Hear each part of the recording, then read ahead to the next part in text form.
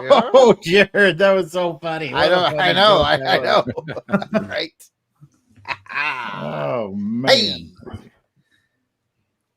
We're getting it together, folks. We got Jason on Faraway Mike. Delvin's in a hazy world again where he's got smudges on his camera. Delvin's been licking the mud. Delvin. It's Stream Sequence Delvin. You have smudges on your camera. Dream. Oh, now we can see his beard. See, can put the smudge back on. It's around this area. Can you see? Can you see around the?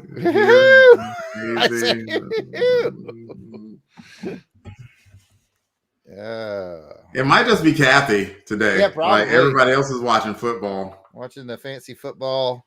Even though football's dead. It's locked in my dead to basement. I don't watch football. Football's lame. I stopped watching it after Friday night. I stopped watching after yesterday. I started watching after Peyton Manning left the Colts. As Jason was the wisest of us all. The wisest of us all. All right. Well, we start to starting to see people come in at different. I just pressed the wrong thing here. Kathy says she's eating pizza, and we are the entertainment, so we better start being entertaining. Oh my goodness! Oh, this is your entertainment. I hope you're enjoying. I don't even have the script up. I got a script up. I got it up. I don't even have the script up. I don't have the script up either. I don't. Just failing the audience all over the place. You guys. Oh, my script is going crazy. Well, you guys will be happy to know that I shared the latest yes, Man from Uncle. It's there's a link on the calendar, so if you need the Man from Uncle for our recording in a couple of weeks of OHMS Pod, it's on the calendar. I probably won't be making that one because I've got a work trip on that day. Oh, that's all right. We'll have Alan and his grumpiness. Agent Krabby, as in case you guys get the word. That's I got it. I was listening to your Bond versus podcast. That's funny. He's decided he wants to be Agent Krabby, and he came up with that by himself too. Yeah, we're not going to fight him on that. I don't think I can come up with a better. That is true. Oh, it was good to see Alan, and it was good to see Alan at the Dragon Con. Yes, Dragon Con, Kathleen, Van Plexico, the younger lady Plexico. Yep. The dragon I care about is Dick Dragon. That's my favorite dragon. So I am still nursing an injury from Dragon Con, believe it or not, Pat. Would you pull a groin? Close, right here in the ribs when I was loading on Monday. Oh no! And it just refuses to heal. Refuses. Getting old is to heal. Yeah, it's because my muscle wasn't there to help pack. You're right. Yep. I take all that, put it on my back, and I just carry it. Yeah, man. Indispensable help between you and Kathleen. Mm-hmm. Well, I once pulled a muscle at a con by eating too much Church's chicken. That chicken is delicious. That will happen. Yeah. I dropped the chicken leg, and then you don't let the chicken. It's a 10-second rule when you drop the chicken leg, right? Yeah, you got to be quick. So you got to be quick. So I bent down, and I was like, my ribs. And all I could think as I was eating that chicken leg is, man, my ribs hurt, and this chicken leg is delicious. I don't care. Hey, I don't know if you guys can see. Yeah, you can see. Check it out right there. There's my new background piece. It is the actual Star Wars Death Probe cover. There it is. Oh, nice. Yeah, I see it. Yeah. Where my nickname came from, this Star Wars issue of Death Probe, and then the cover was drawn by Larry Hama, and he was literally selling this print. I was like, did you just make this for me? like who else is looking for the Death Probe Star Wars print? But hey, he had it, and I got it. It's fortuitous. Yeah, it's right. Larry. Pat and I both have I got my our challenge coins. Right there, if you can see it. Nice. Challenge coin from the Mr. Hama himself. Yeah, we got good mood, Larry, that day. Yeah. Well, you know what? I'll tell you my Larry Hama story real quick. Larry, I was waiting in line, or I was just kind of watching, and there was a couple of people talking to him, and Larry came down, and they were talking to him, and he offered them a donut, and Larry also offered me a chocolate donut. It's pretty sweet, man. What? Yeah, he was in a good mood at the last con that I saw him at too. So I don't know, man. Maybe he's mellowing out in his old age. Well, I want to welcome into the chat AU Kathleen, the MVP, AU Elvis, the Elvis. Hey, you guys. She's the MVP. What else is there? That you give an award? Just B, just a player. All right, big player. Matt Passo, Matt, team owner. Jim Matt Neal, we got to get back to equipment manager. for lunch. I think that's everybody so far. And I've got things to give away. So thank you guys for being here. If anybody listening or watching, wherever you're watching, get into the chat. We would appreciate it and get you in the running for the list for a raffle that we will give away at the end of the show. Absolutely. So go ahead and get in. We see there's some people, we got a lot of people watching on the X. Yeah. Hit us with a chat once and just pop in and say hello, and it gets you entered for a raffle, so you got nothing to lose for that. And of course, Crusaders Club members via patreon.com get automatically entered for a raffle. Jason's a member. He's not a paying member, but he's a member. I was gonna say I have big news because I officially joined my Crusaders Club. I found it. He found. Oh, and I have news for Delvin because and the listening audience. You know, we with the recent addition of Carrie became our 49th Patreon member. I thought she was going to be the 50th. I was like, there's a certain, we won't name names, but someone's changed the credit card and so they dropped off. They changed C Reddit cards. Yes. So if that person was around, we'd hit 50. So I put a message out to the Crusaders Club via patreon.com and said, hey, when we hit 50, what do you want Delvin and I to watch? And we got a bunch of suggestions, Delvin. But the good news is I noticed there was one suggestion that two different people suggested. So I thought, that's the one you got to go with, right? We had two separate people suggest the same thing. And it was Flash Gordon, the 1980 movie. And I'm like, what? That's a twist of my arm. Movie. Gordon? Alive? Gordon? Alive?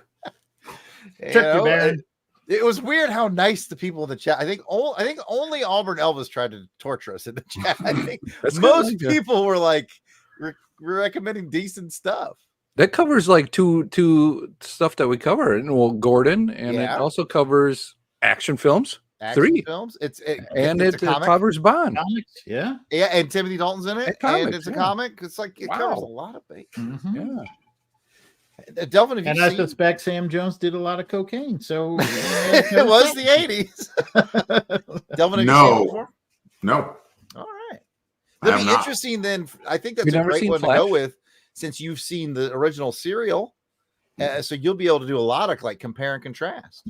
That's true. I thought it was supposed to be Showgirls. I don't think anyone even suggested it.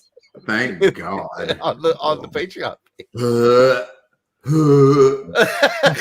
although it's one thing I'll always give it the plus column is it has Robert Davi, who played Sanchez and License to Kill, but even he couldn't save that one.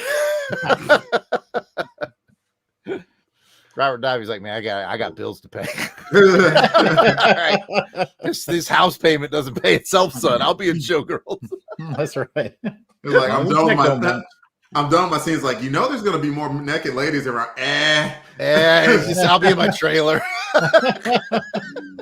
That's how I felt about halfway through the movie. I didn't care anymore. I'll stream it later. I was like, I don't care anymore. Anyway, that's our short review for Showgirls, ladies and gentlemen. Podcast may be coming up. I don't know. You never know. No, we had some really good suggestions. So thank you, Crusaders Club members. And if you want to become one, you can check the information scrolling at the bottom of the screen. And with that, I probably should give this back to Pat because we're supposed to be like recording. Yeah, we can get started here. I want to again give everybody that is coming in and watching us in the X, on the YouTube, and on we had someone on the Facebook. It was Glenn Peterman. Thank you, Hey, for Glenn. joining us on the Facebook. Feel free to play a game in the chat called "What is Delvin eating?" Like, just guess the protein. Like, what's the Chicken. protein? Chicken.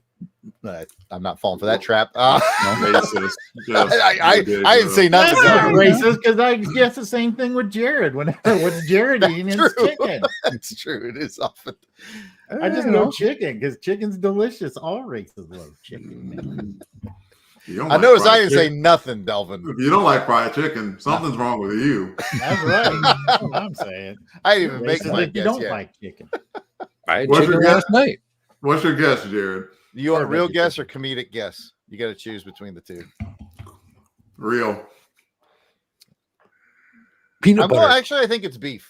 I do too. And I'm thinking it's like a taco. I'm going to guess like a taco, a beef taco. Jared, what's the comedic now? Watermelon. That's not a protein, Jared. Oh, I'm sorry. I got it. My internet cut out.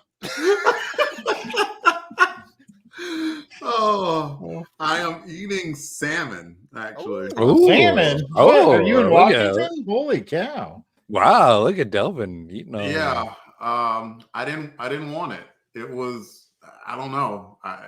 For some reason, I've had a decent amount of salmon lately, and I have not really wanted salmon, but it's So salmon. you're like you're doing the disappointing eating thing right now, like Yeah, like as Miranda joked around, like I can't remember what meme or what movie it came from, but you know, I'm kind of like, I don't want to, Grandpa, and she was like, well, that's too damn bad. Oh well, now that I've lost us half our viewership. Yes. All right. Well, why don't we get started here? And as always, we want to thank everybody. Make sure you get in the chat on the YouTube. That's where you can get into the raffle. So if you are there, go ahead and join us there. If somebody's watching on the Twitter, go ahead and chat us there real quick. I just want to see if we can actually see you in our chat. Yeah, so just say hello if you like. Just say hello or say something. Because we can see the chat from YouTube and we can see it from Hopefully. Yep. Facebook, because I just saw Billy D step in with Magazines and Monsters. Mm-hmm. Yep. Venkman just said hello. But I don't know. I don't know if he was tweeting, or if he was doing that from X Twitter, or that looks like a YouTube. That's YouTube. That's YouTube. Yep. Shoot, I'll try it. We gotta test this out. Thank you for joining us. All right. Well, I think with that, let's get this party on the road here. As always, we want to invite everybody that is in the chat where we can see you to post some comments as we get started here for the issues and stuff that we are covering for this episode that we will be recording. All right. Let's go ahead and get started if you guys are ready. Looks like everybody is just about ready. And we will get started. All right. According to my test, by the way, I put something on. You put something in there? Yeah. According to my test, you can only see it if you look at it on X. Oh. But what you can do is, like, via X, you can just click right on our live stream. It'll take you to YouTube and then comment all day long. Okay. So yeah, if you're watching on X, just click on it. Go right over to YouTube and come in and say hello. Yeah, we'd love to have you, and we'd love to give you a prize for joining us on the YouTube. And don't forget, while you're on the YouTube, to click subscribe and like. It definitely helps the YouTube algorithm move us up to get other listeners and people that enjoy just having fun, and we get more people in the YouTube chat. Man, just imagine that community just having fun back and forth, like as they always do. So, oh, there's Dr. Strange. Can you guys see this? Yes, we can, Dr. Strange. Cool. Thank you. All right. Well, let's get started. Wait, he was able to send from the X. Did he He's do special. that? Like a mystery. All right, we'll get started. We'll solve like an enigma. We're 15 minutes in. We need to do a show. Yeah, we need to do a show. So, all right. we will get started. Thank you, everybody, for helping us out with this. We do appreciate it. And let's go ahead and get started. We'll get started in 3, 2. You're listening to Amazing Spider-Man Chronicles, episode 83, featuring Amazing Spider-Man number 227 and Uncanny X-Men number 156 from January 1982. Hello and welcome to the 83rd episode of Amazing Spider-Man Chronicles podcast. I am your host, Pat, aka DJ Christatos. Amazing Spider-Man Chronicles is a podcast that will journal the Amazing Spider-Man comic book issues read chronologically by their release date, along with another comic from my collection, either in digital, in a trade, or from the many long boxes stashed away in my basement. I pause for dramatic, as you can see in the video. It's my basement. It's magic. Each episode will provide short recaps, reviews, and ratings of the issues for that release date. The goal is to keep me actively reading through my collection and having some fun along the way, talking about the comics with my friends. And speaking about my friends, who do we have with us today? We will start with the Leo of the group. Thanks, Pat. You very seldom start with me. I appreciate it. I know. I know. Oh, Jason's doing Michelangelo things. I know. It's hard that I do. We'll go ahead and go to the Leo, the one that keeps us on schedule and on task. It is Jared Albrecht, a.k.a. the Death Probe. Hey, everybody. Excited to be here on this episode. So very excited. I'm having some trouble with I use Marvel Unlimited, and it finally came. I've been trying to get this thing to come up for about 15 minutes now. I finally got it up. So hey, let's talk about Spider-Man. webs. And I also have a plan to steal some stuff after this, so stay tuned. I thought you were done with that with your G.I. Joe stuff. I think I'm gonna not steal anymore. Then I'm like, I'm totally gonna steal again. That's how I do it.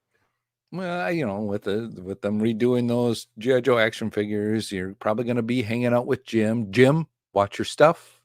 If you invite Jared over to your house, make sure you things are locked down. Just a public service announcement to Jim. Lock your stuff up. Speaking about locking stuff up, let's go ahead and get to the Michelangelo of the group. It is Jason the Weasel Skull. Albrecht, how are you? I'm doing pretty good, Pat. You guys know that I've, been twice married, twice divorced, so my love life hasn't always been the greatest. But I found this woman, and, aside from the fact that she's been imprisoned and got out of prison by feigning insanity, maybe not feigning so much, and is a kleptomaniac, I think she could be the one. I'm rooting for you. Yeah, I'm hopefully you can finally find that love of a lifetime that you've been looking for. I have faith. Springs eternal. Yep, it sure does. It definitely does. Speaking about springing eternally, let's go ahead and go to our Raphael of the group. It is Delvin the Dark Web Williams. Delvin, how are you springing today? I'm very much like the X-Men comic. There's too much going on. Like, if I started talking about it, it would just blow your mind. Oh my God, Jared, we ain't got there yet. We haven't got there. There's so much going on. Oh my God. Oh my God. Too much going on. Too much going on. But I'm here. I'm happy to see you guys, and let's do a show. All right. Well, speaking about let's do a show, let's actually do that. And we also want to invite everybody else to help us do that as well. And you can do that by sending us a voicemail to sending us a voicemail to 707-532-5269. That number again is 707-532-LBOX. Pick up the phone and steal something. Put it in your pocket and walk off with it.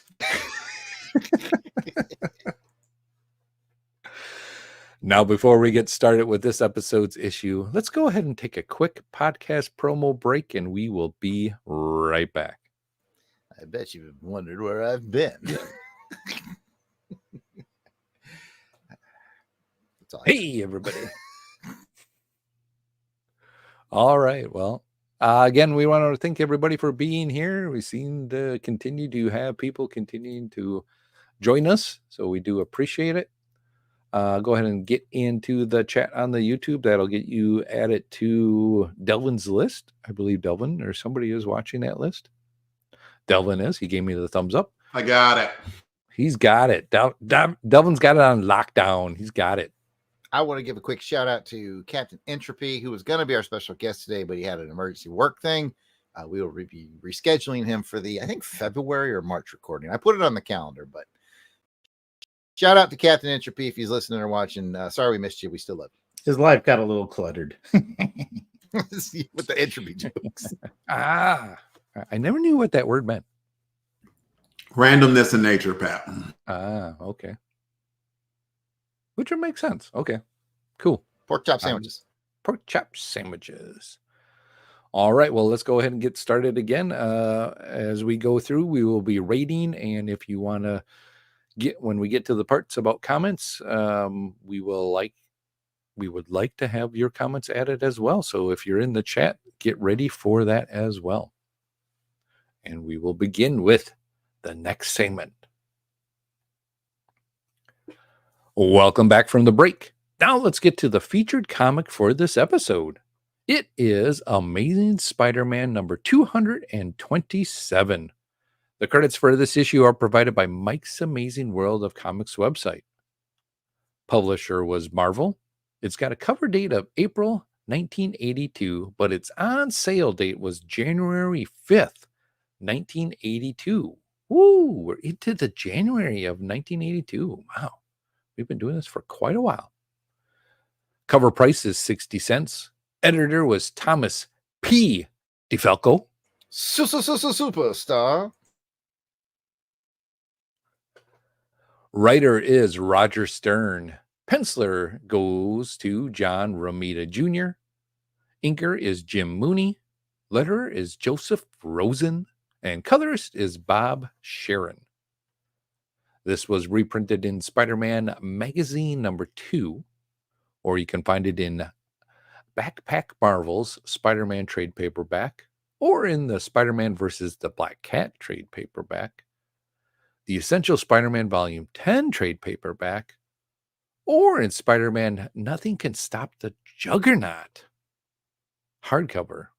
It is also in Spider-Man by Roger Stern Omnibus. Ooh. And Marvel Masterworks Volume 293 from Amazing Spider-Man Volume 22 hardcover. So there's a lot of places you can go find this, and it's probably also on Marvel Unlimited. But let's go ahead and get to the cover. The cover was also drawn by John Romita Jr. Inker was Frank Giacoa. I'm good at those names now, man. I haven't fumbled at all. I don't know what's going on. Like, I mean, Pat just went on for about a good 2 minutes solid. I didn't hear not one mess up. This is like an invasion of the body snatchers moment. Like, who took Pat and replaced him with the alien infiltrator? 83 episodes, guys. 83 episodes. I'm finally here. It's my turn. Jared, you're talking about earlier, like you kind of got a rib thing. There might be like an egg growing inside right now. I'm just saying. I don't know. All right. Well, let's go ahead and get to the comic description. And that's going to be brought to you by Jared. First of all, I'm really upset that I just realized this is issue 227 and I should have done the lyrics. There ain't no place like home with your family around you. no need to roam. Is that something like that? You're never alone. Never alone. Never alone. I mean, no place, child. But I screwed the pooch on that. I just realized perfectly good 227 reference. Maybe Delvin will pick it up in the story description. I don't know. Let's find out. Nope, never mind. All right, let's get to the cover. The Marvel Comics Group banner is green with black letters, and Spidey swings in his green corner box like he's on his way to take advantage of 2-for-1 steak biscuits. The Amazing Spider-Man logo is yellow with red highlights and includes the webs because if you're going to go all out. The main action centers on Black Cat as she crawls along a rooftop with the moon at her back, but no stars are out, probably because the food is the star. Her shadow casts down on a crouched for action Spider-Man as a cover blurb reads, the shocking, heart-wrenching battle our hero can't bear to win. Spider-Man versus the Black Cat. If Spidey and Black Cat stories make you happy, then this one should feed your happy. Back to you, Pat. Hardee's, but why? What's Black Cat's real name? Okay. I was trying to put it together too. Oh. I don't get what it has to. Oh, brilliant! Woo! Just scared. Oh, that was a very good one, Jared. You had us guessing. And now I'm hungry. Yes, and now I'm Already hungry said too. that sound good. 2-for-1 steak. How did I not work a Carl's Jr. reference in that? I don't know. I'm off Hardee's? my game. Hardee's Save is for the next very one. underrated. I just want to say that. Like, true. It's one of those I should stop by there more because, like, during the morning, their biscuits are amazing. And then, yes. like, Yep. and their burgers are very, very good. Like, Mhm. more people should go to Hardee's. I Mhm. concur. Or Carl's Jr., depending on Or- where you live. Yeah, it's Carl's Jr. out where I'm at, but those biscuits are legit. Mhm. Yeah, I love those biscuits, especially with some pads of butter. Yes, you Mm. did there. Yes.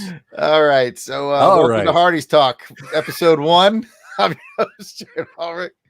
If you're confused out there at all, her name's Felicia Hardy. So I Yes. decided to do Hardy's references. And also, Hardee's nuts. yes, back to you. Yes. Ah. Yes, absolutely. All right. Well, let's go ahead and get to some quick cover thoughts on this one. And we will begin with Delvin. What's your thoughts on the cover? I'm not the craziest about the Felicia Hardy look. I don't know why. It's like she looks kind of weird. I mean, she's crouched in a cool action pose with something about the face. So I don't know. I like the Spidey pose though. Spidey looks like he's about to hop into action, looking all athletic and everything. And you know, the background is cool too. And I mean, it's Romita. You can't really go wrong with Romita, right? And you know, just gonna show off I have this cover, you know, too. And that's Fancy. that's really all I got. All right. Well, let's go ahead and go to Jason. What's your thoughts on the cover? I think I like it considerably more than Delvin. As you all recall, last time we talked about it, as we kind of started diving into this Felicia Hardy series, I said I kind of figured Felicia Hardy's is kind of like a B-level Spider-Man character, and you guys all blew up at me.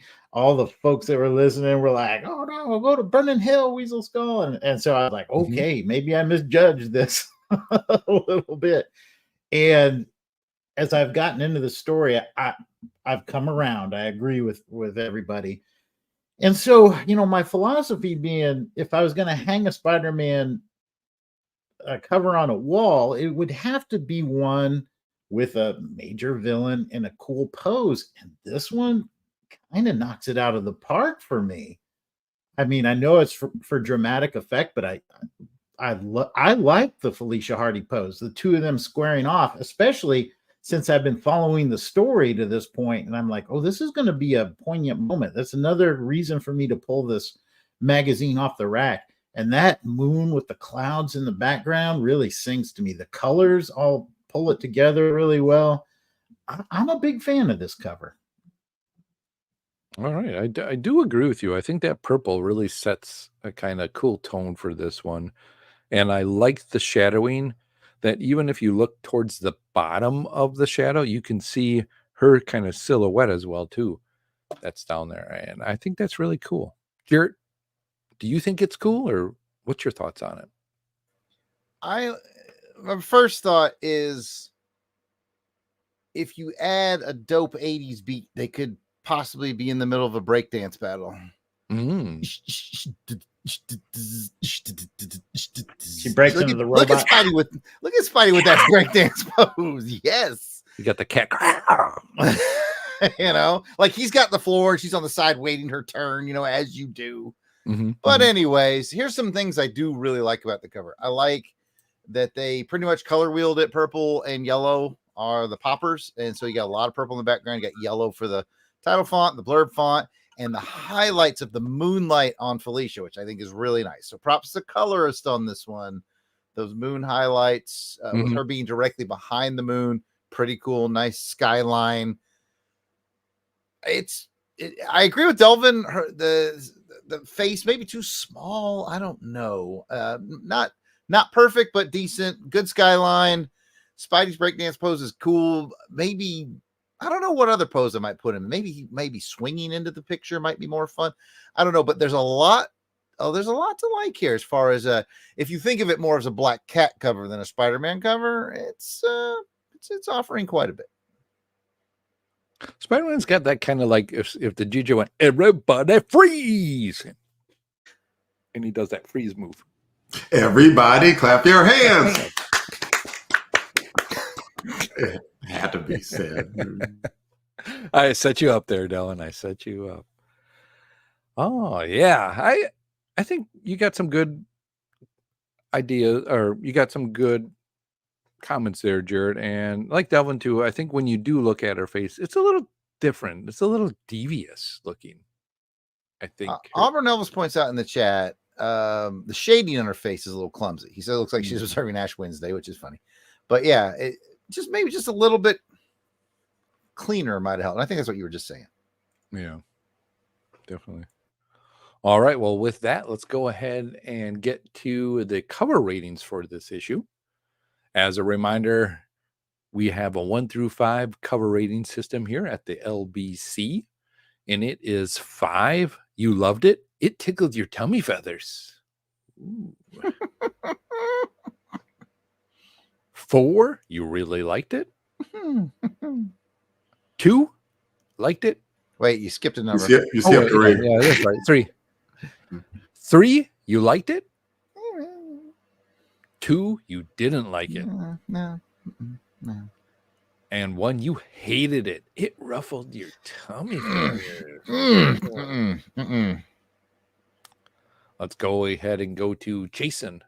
What's your cover rating? I have a feeling I'm going to be alone here, but this is a 5 for me. I'm looking at, would I put this on the wall? This is the one I would put on the wall for my Felicia Hardy as Spider-Man's villain. You know, I'd be looking for Doc Ock, Green Goblin. What's the best Doc Ock cover? What's the best Green Goblin? This one is the one that really speaks to me. Flaws and all, this is the one that I like. 5 for me. That is an interesting concept that you just brought up, of putting up on your wall a specific cover that highlights the villain. I like that concept. That's really cool. Jarrett, what's your thoughts on the cover? I'm almost as sold as Jason, even though like it's not Romita Jr.'s best work by far. It's still a really good Black Cat cover, and I'll go with a 4. Okay, 4. I am also going to meet you guys at a 4. So 3 cool guys currently at a 4. Did Delvin get asked? Not yet. We're going to see what Delvin does. And Jason didn't have the 4. He had a 5. Oh, that's right. Okay, 2 cool guys. Then, you know, I'm glad we can get to 2 cool guys. I was like, what's happening here? Who else on this show? I'm making you a 4, Jason. I'm just changing it. You're at a 4. There are so we got a 5, 2 4s, and like honestly, I'm at that 3.5 level, which I know we can't be. So I'm lowering it to a 3, and I like it a little bit better than a 3, but I have to be, decisive with my numbers, no halfsies. So it is a 3, but I think that it averages out for us all because, especially with Jason's 5, absolute love and admiration for this cover, which is cool. Well, see, that's what I get for switching it up a little bit here. Screw everything up. Some cool guys. Some cool guys, I guess it's 2. I think it's me and you, Pat. I think we're You the and me. Yep. Two cool guys out of 4. A 5. Where are we at? Three This as a was trump. this is an interesting one. Yeah, that we're kind of divided here, so that's all right. Well, with that, let's go ahead and get to the story synopsis from Delvin. Oh, yeah, it's me. I do that. The title of this issue is Going Straight. Hold on. I should take my glasses off to read the phone. I hate these mother-loving glasses. I just have to do that.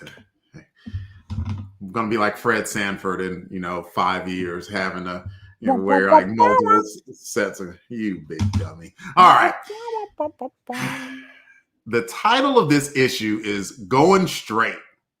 The story starts with Spidey being ticked at the Daily Bugle, and so he's headed to the office of Police Captain Gene DeWolf, naturally. Why?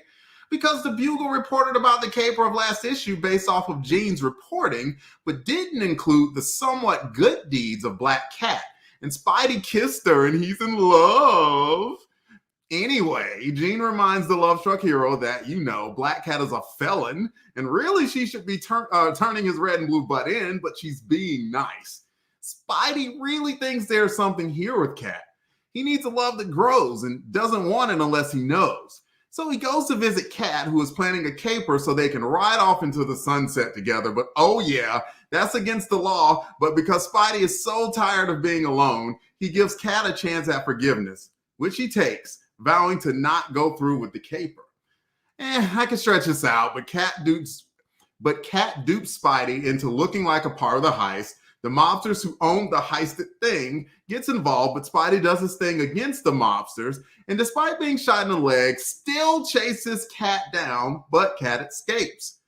Oh yeah, I was starting a thing about Foolish Heart by Steve Perry. That was the song, Pat. It was Foolish Heart. Back to you. Thank you, Delvin, because I was trying to figure out what it was actually you were talking about. But yeah, I was going into it in the second paragraph, and then I was like, and I didn't even rush it. That's the funny thing. I did this morning. I had time and still was just like, and that is how and that is how the sausage is made from behind the scenes. Sometimes Delvin just says, Sometimes you just gotta, sometimes you just gotta kick a synopsis off the cliff and just go. Sometimes. All right, well, let's go ahead and get to the bric-a-brac for this issue. Is it a first read or a reread? We will start with Jared. I'm gonna say it's a first read. Okay, yeah, you're starting us off right. Okay, first. Gonna say it's a first read. Okay, Delvin. Hold on, Jared. What do you mean? What do you mean? Honestly, it's like I feel like maybe I read it in the past, but I can't verify it, so I'm calling it a first read. Like my memory of it wasn't great if I had. Okay, it's the best I can do. I don't ever remember reading this myself. It is a first read, Pat. Jason. I'm gonna keep it going. First read for me. Ooh, that means 4 cool guys. No, I read this one. I'm just kidding. I'm still calling it first read. 3 cool guys. It's a reading rainbow. 4 cool guys. Rainbow. It's a reading rainbow. Reading rainbow. Reading rainbow. Oh, there we go. We got a reading rainbow. Unfortunately, no Glennis, but we'll take that. We'll take the rainbow. Let's go ahead and get into some high lows now. We will start with Jared. Give me a high, low, or a what the. All right. One of my favorite highs, and this was kind of a small throwaway moment, but I was like, hey, what's his first name? Is it Peter Chang? Oh, the guy in the hold on. Yeah, the guy in the lab. He stopped in to chat with Pete. I was like, hey, he was in that one with the Kung Fu White Dragon. Like, we hadn't seen this guy. That's right. That's right. Okay, yeah. I was trying to remember where this guy was. Chang. I think it's Peter. Somebody in the chat help me out. Auburn Elvis, help me out. I'm working on it. Turn Philip, those pages. Philip Chang. I just found it. Yeah, Philip Chang. Got it. Yeah. Philip Chang. Yeah, we have seen him since like those were pretty good issues with the White Dragon. I remember enjoying those. So I know it's a small moment, but I was like, hey, they didn't forget about Philip Chang. Oh yeah, that's right. Now I'm remembering. Okay. I thought it was familiar, but I didn't catch it. So good catch, Jared. Yeah. It definitely. I was like, this guy sounds familiar. Have we seen him, or are they setting something up for him to come back It was again? before Stern's run, so it kind of makes me wonder if Stern just wanted to let everybody know that he was cool and did his homework, or if maybe he's got something planned for Philip in the coming issues. I don't know. I don't know. Definitely a good call out. Let's go ahead and go to Jason. High, low, or what the? I'm going to give it a high. It's really well written. Mm-hmm. The one thing that stood out to me at the very beginning, you have the obligatory synopsis, right? And we'll get into it with the X-Men, but when you compare how they did the synopsis in this one to how they did the synopsis with X-Men, they don't waste a lot of time and they make it interesting, right? He's given the synopsis as he's chasing this villain, this mugger, like low level. And it's so like, it's almost like he's given the synopsis. He's like, oh, excuse me for a minute. I got to go deal with this knucklehead, right? And this knucklehead's so unimportant that I'm not even going to put it on panel. It just says 18 seconds later.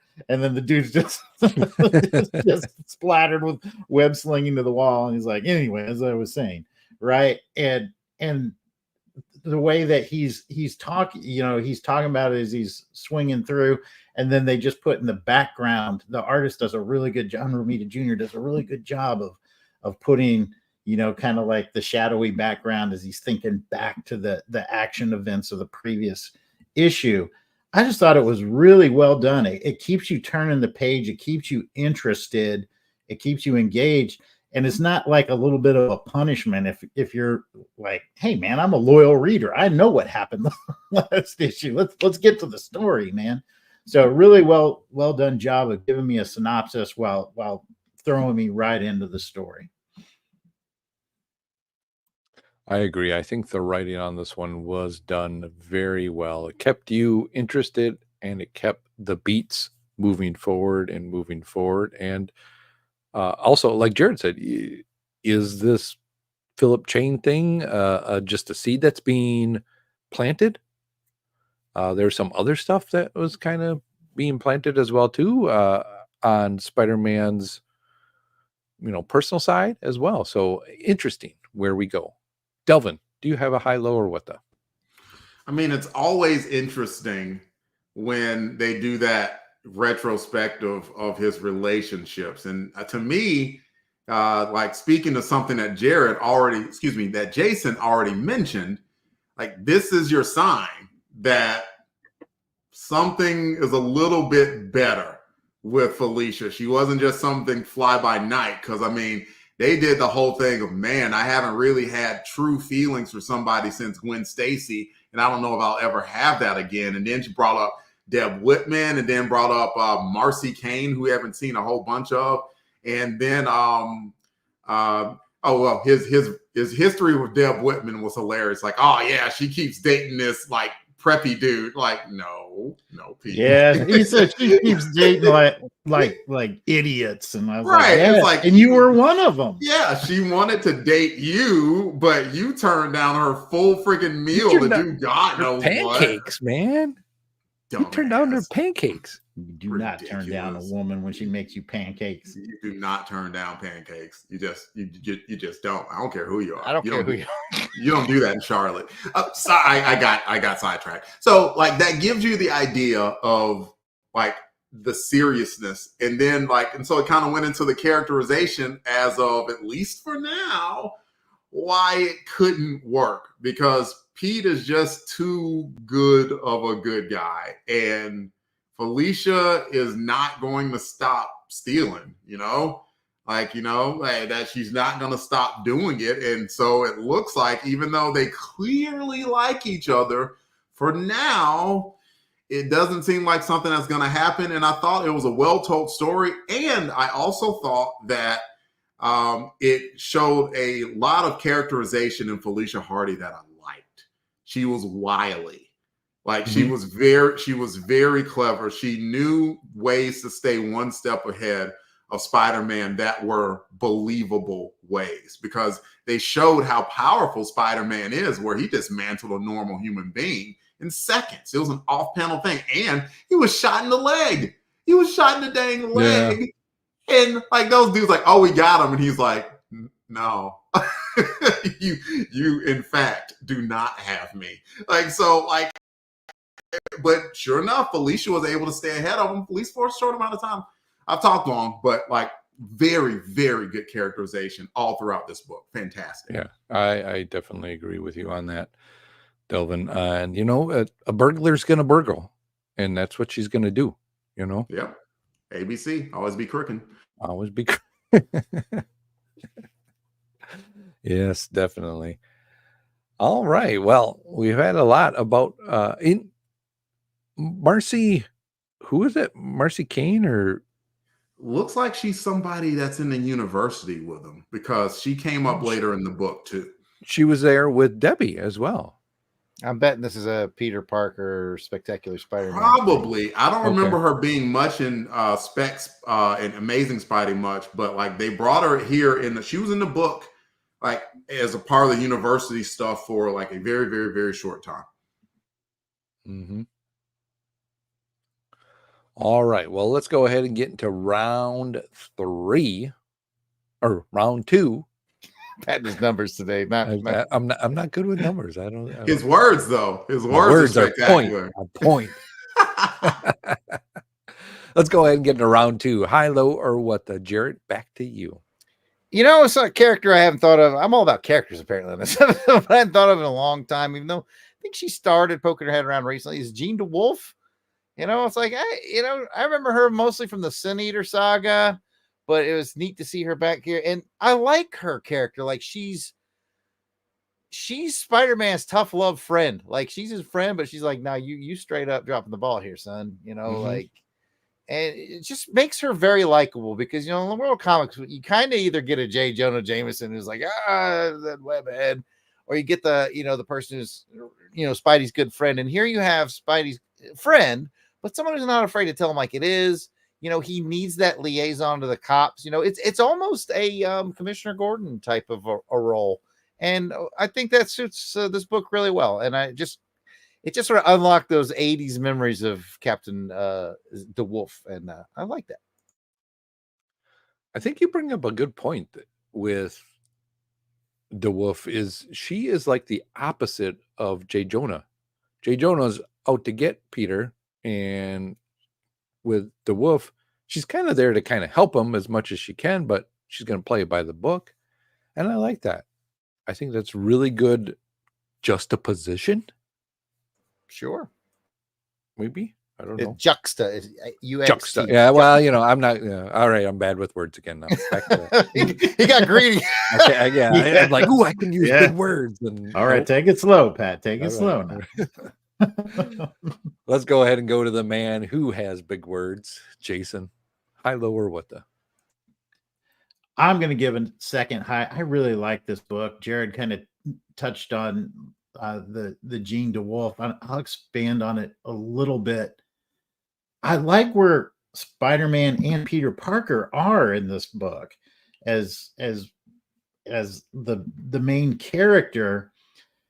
He's interesting. We get to see both the power of Spider-Man, as Delvin said, being able to survive that vicious attack in close quarters by multiple machine guns and multiple armed thugs, and get out of that using all of his powers, his spider sense, his agility, his strength. And we also get to see Peter Parker. Sometimes we forget how smart this guy is. Like, he is super smart. So smart, in fact, that he just kind of swings in at the last minute, does turns in an A+ science paper, and out he goes. And he's like, yeah, no, I'm thinking about my senior thesis now. It's, Here is my paper on recombinant DNA Right. that he dropped in like 2 hours, and then pieced out. What? Yeah. What? So you get to see all this, and yet he's still a young man, and he's still a young man in search of love. He's had a lot of trauma over the death of Gwen Stacy, which they touch on beautifully in this book. And so of course he's going to have confused emotions over Black Cat. And the thing that I think Captain DeWolf was trying to tell him at the end when she gave him the papers that said there would be a conditional, the DA agreed to a conditional pardon if she did, if she behaved herself. I think what Captain DeWolf was trying to tell him is like, you've done everything you can, without giving up your principles, your values, the things that make you who you are, that you can't go any further with this.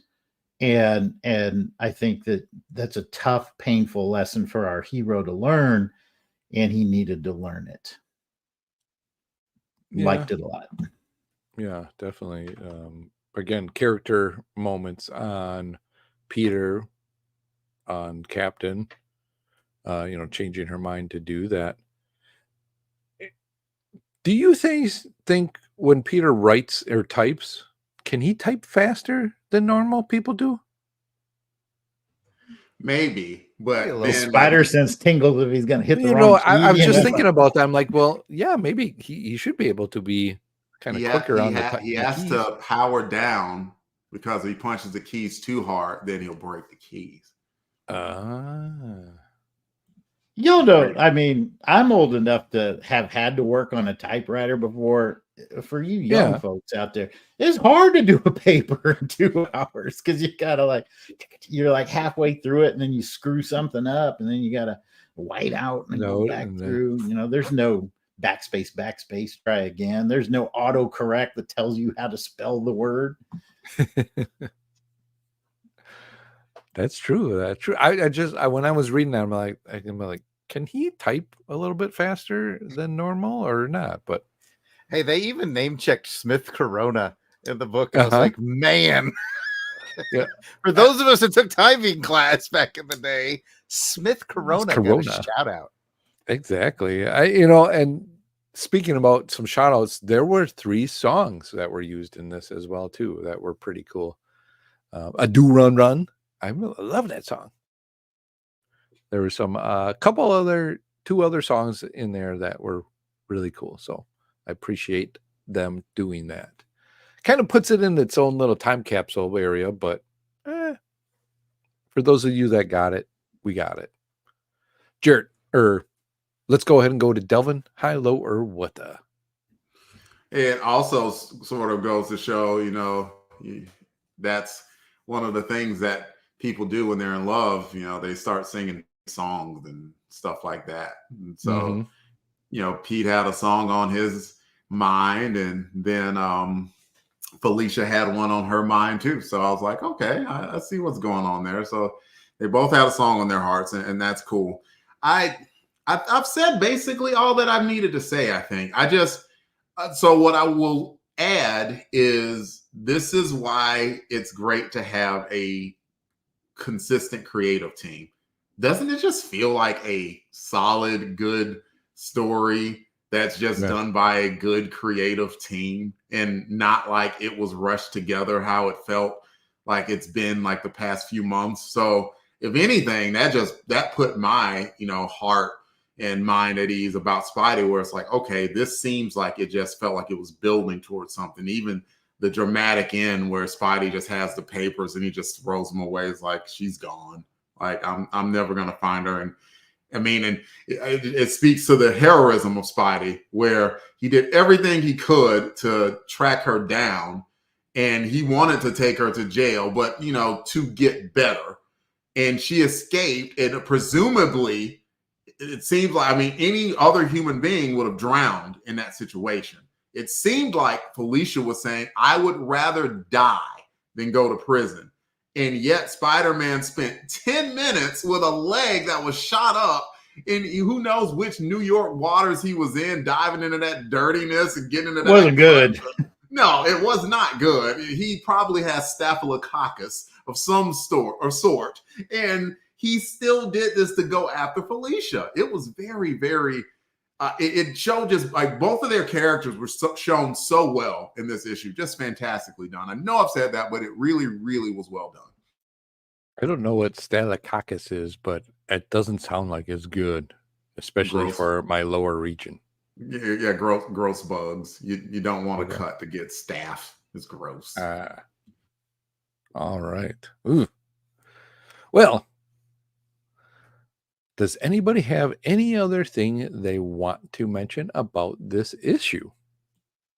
Or One do we have quick thing I'd like to we haven't talked about was the guy whose apartment they broke into. I like this guy as he kind was of pretty a cool. villain. He was cool. Yeah, he was pretty smart about it. You Mhm. know, he's like, yeah, I'm not gonna call the cops. And you broke into my house. And it's like, what do I got to lose, man? I can smoke Spider-Man right here, make myself a name for the Kingpin. And when his thugs were like, well, should we try to plug him? He's like, no, you can shoot at this nut all day and you ain't gonna hit him. Haven't you read 1 through 226? Come on, man. This ain't gonna be different for you guys. He had a good head on his shoulders, I thought. And I like the cut of his jib. Oh, yeah. I think he was a pretty smart guy as well. Yep, definitely. Anybody have anything else they want to add or any comments in the chat? It's just a shame the Black Cat is dead. And we'll never see her again. Never, ever. What? She's dead? I tell you I thought what. you all told me she was a main villain. Well, I mean, she was until she, died. Clearly, like she did. This All I issue. know is like Spidey tried to save Gwen and ended up breaking her neck, right? And he was like tormented over this. This woman died while wrapped in his webbing, and he was like, "Bummer." He was more sad than that. Come Yeah, on. come on. He was like, he was- "Gwen, no!" And here he's like, "Give me a blanket." Put a bandage on my. He was sad, but it didn't feel like the same. I was like, she died wrapped in your webbing, dude. That's rough. Yeah, I think he knew she got away, but maybe I don't know. Then you better do something about that webbing because, well, wasn't he saying it hands about an hour? So, but she can't hold her breath for an hour. No, she can't hold her breath for an hour. But Nope. I'm going to assume, like, I haven't. It's been so fascinating reading at the pace we have. Slowly proceeding forward. I don't know the next time that Black Cat shows up in the book. She will show up in the book again, Jason. But I don't know how they're going to introduce it. But like, it's probably got something to do with her powers that they have only loosely touched on. Like, she probably used her hex ability to get out of the webs out of it, and escape. All right. It's possible that maybe she had to shed her clothes as well, and she was just like swimming through the water, all live. You know what, Pat? You should just take a show. She's gonna get that whatever you called that stuff. You don't want that getting in places and in your bits and everywhere, but you don't want that. I could fix her. I can give her medicine. I'm gonna go mute. All right. Well, let's go ahead and get to the silly Spidey moment, and we'll go to Jason. What is your silly Spidey for this episode or this issue? It came early. I touched on it in the intro when he goes to stop the person that tried to steal from the shop, and as he's swinging away, the person's like just webbed all the heck against the building, and the person he was trying to steal from was, can you believe that? He came down and like whooped your ass in like 18 seconds. And now you're stuck to the building. That's just, and the guy just sitting there and he has to take it. And it's just that put a smile on my face. Cracked me up. I want to jump in because that's mine too. Like, it's the equivalent of, there's a story back in the day, the Atlanta Hawks were playing the Boston Celtics. and with Larry Bird playing. And Larry Bird was just having a freaking game. Like, and he was having such a good game, and Atlanta was not that great of a team. And at the end, you could openly see like the Atlanta Hawks like sort of elbow. Like, did you see what he did? Did you see that thing that they wound up getting in trouble by the coach, but of course, but it's like it was that moment with Spidey is like it was so good that even the robber and the store owner of the place he tried to rob was like, that was really impressive. It's like, yeah. Go ahead and call the cops. It was. He called me. That was good. Jarrett, what is your silly Spidey? I just for variety's sake, I'll pick when he's just absolutely clueless about his own fumbles with Deb Whitman. Just like, I thought she was into me, but she keeps dating this preppy jerk. It's like, Peter. Peter. That's not how it happened. We all saw it. Peter. So yeah, unintentionally hilarious that Peter has no idea how hard he fumbled that ball. Yeah, totally clueless. And I will agree with you on that one too. I thought that was a funny, silly moment as well, was when I like, I like the guy she's dating, but I think he's funny. Just because he rubs Peter the wrong way. Press I the like ball, Petey. I want to see more of him. And like, Spider-Man can fight all these villains and just all these superheroes, but this one guy is just getting up by his, fears. Just getting up and just causing him some issues. I really wouldn't mind if Biff wound up like with a role at the Daily Bugle or something like that. It's something where Pete had to deal with him normally. I think that would have been amazing. Hey, My what's new up, Pete? chief photo editor, Biff. Oh man, I would love that. That would be fun. Hey, Pete, it's Biff. I just want to let you know that me and Debs was talking about you in the shower this morning. What? Her pancakes are delicious. Have you tried her pancakes? She puts these pecans in there. Oh man.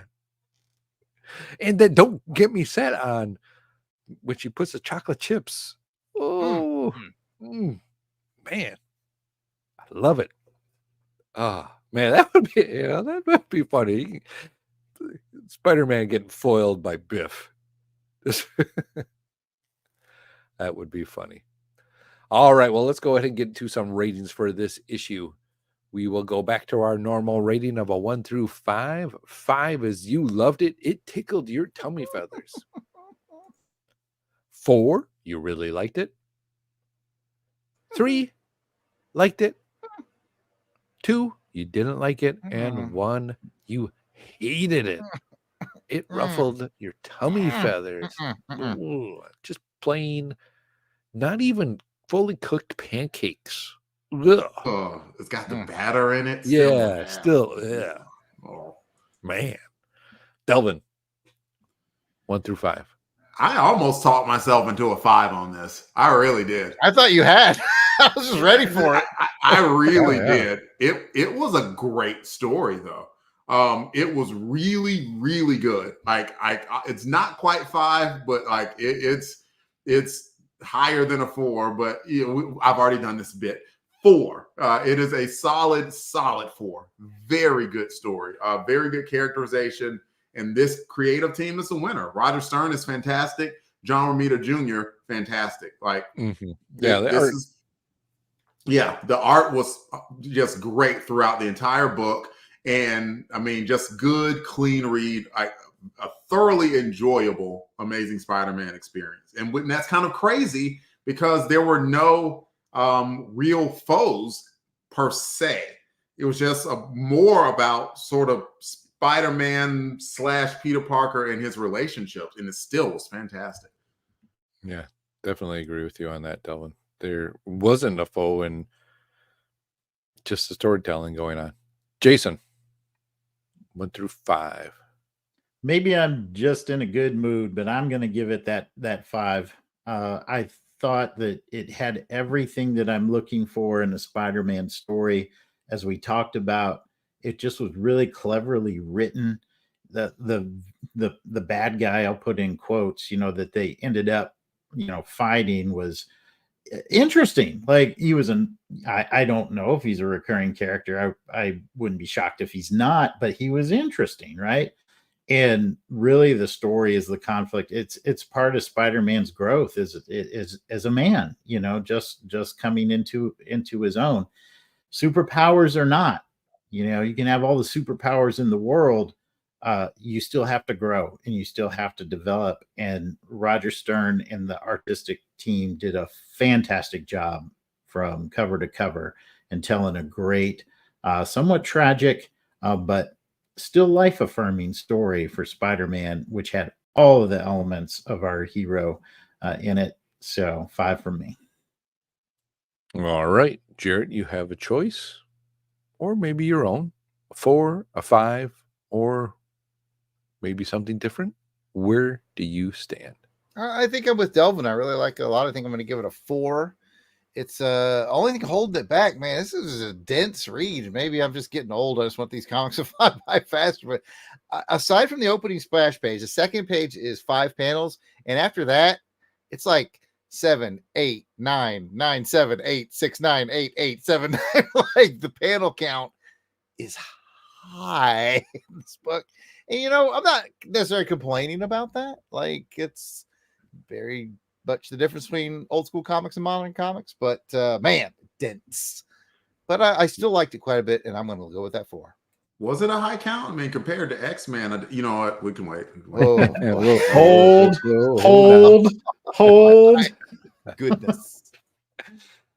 Well, I am at a dilemma here, but I am going to go with a 5. So that means 2 cool guys. Oh, man. At a 5.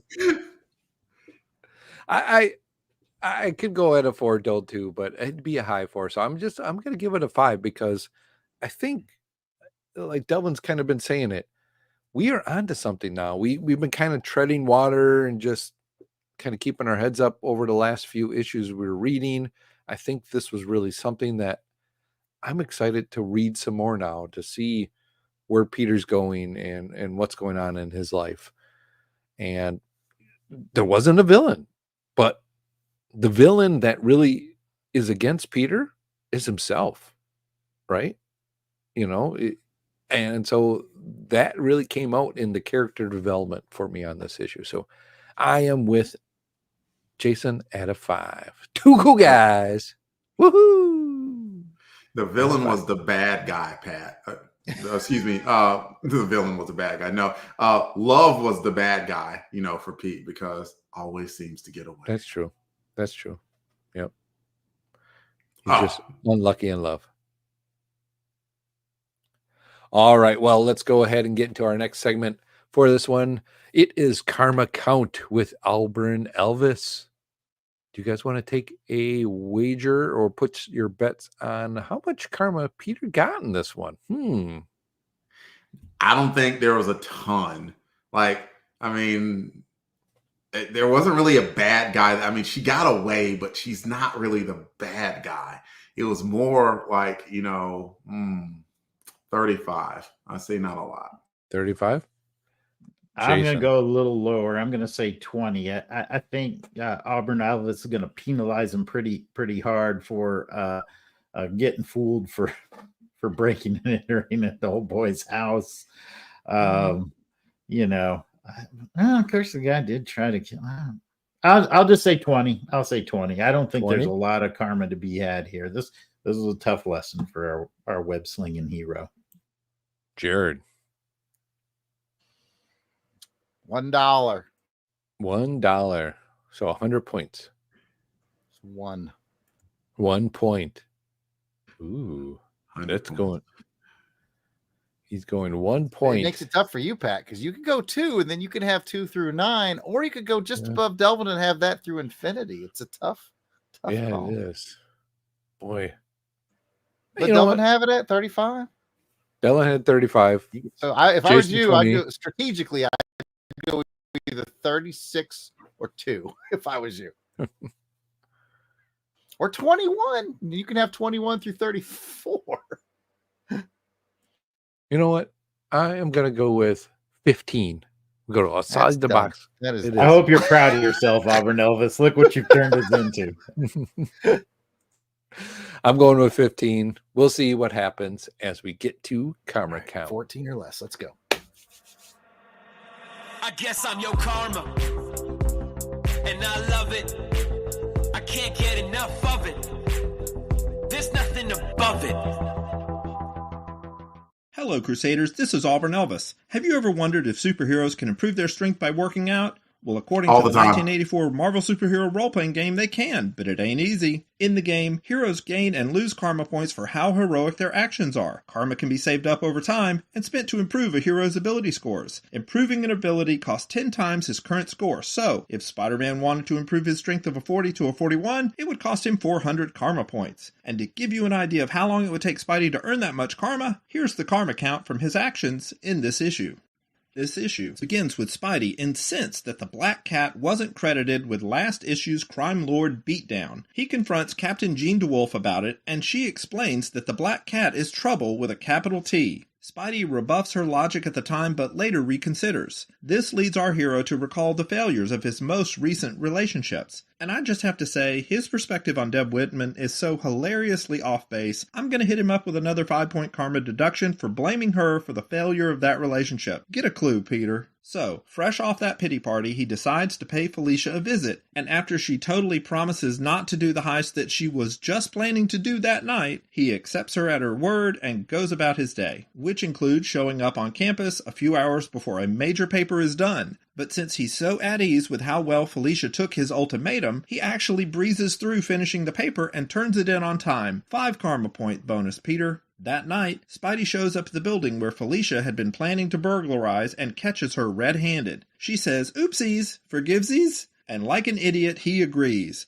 I'm not going to deduct karma for that, but boy, I really want to. When replacing the stolen statue, Black Cat double-crosses Spidey. The statue's owner, a very frizzy-haired mob boss, shows up and does not care for Spidey's offer of letting bygones be bygones. Next thing you know, machine guns are popping up out of the walls, blowing that guy's own place all to heck, and Spidey actually gets shot in the leg. The Black Cat jets, leaving Pegleg to take down all the mobsters by himself. He does and gets 20 karma for saving the Black Cat, but 0 for taking down the criminals since they're probably not going to get arrested. Also, she dropped the statue before the fight, so Spidey technically prevented her from stealing it, and that's another 10 karma for him. Black Cat tries to escape, but Spidey pursues her. She steals a motorcycle, but Spidey retrieves it. 10 more karma. Her dash for the piers is stopped as Spidey webs her up, but refusing capture, Black Cat rolls into the murky water. Spider-Man leaps in to save her, but after 10 minutes of searching, the realization that he won't be getting any karma for her arrest slowly sinks in. A heartbroken Spidey climbs back onto the dock, where a waiting Jean DeWolf has his leg bandaged as she tries her best not to say "I told you so."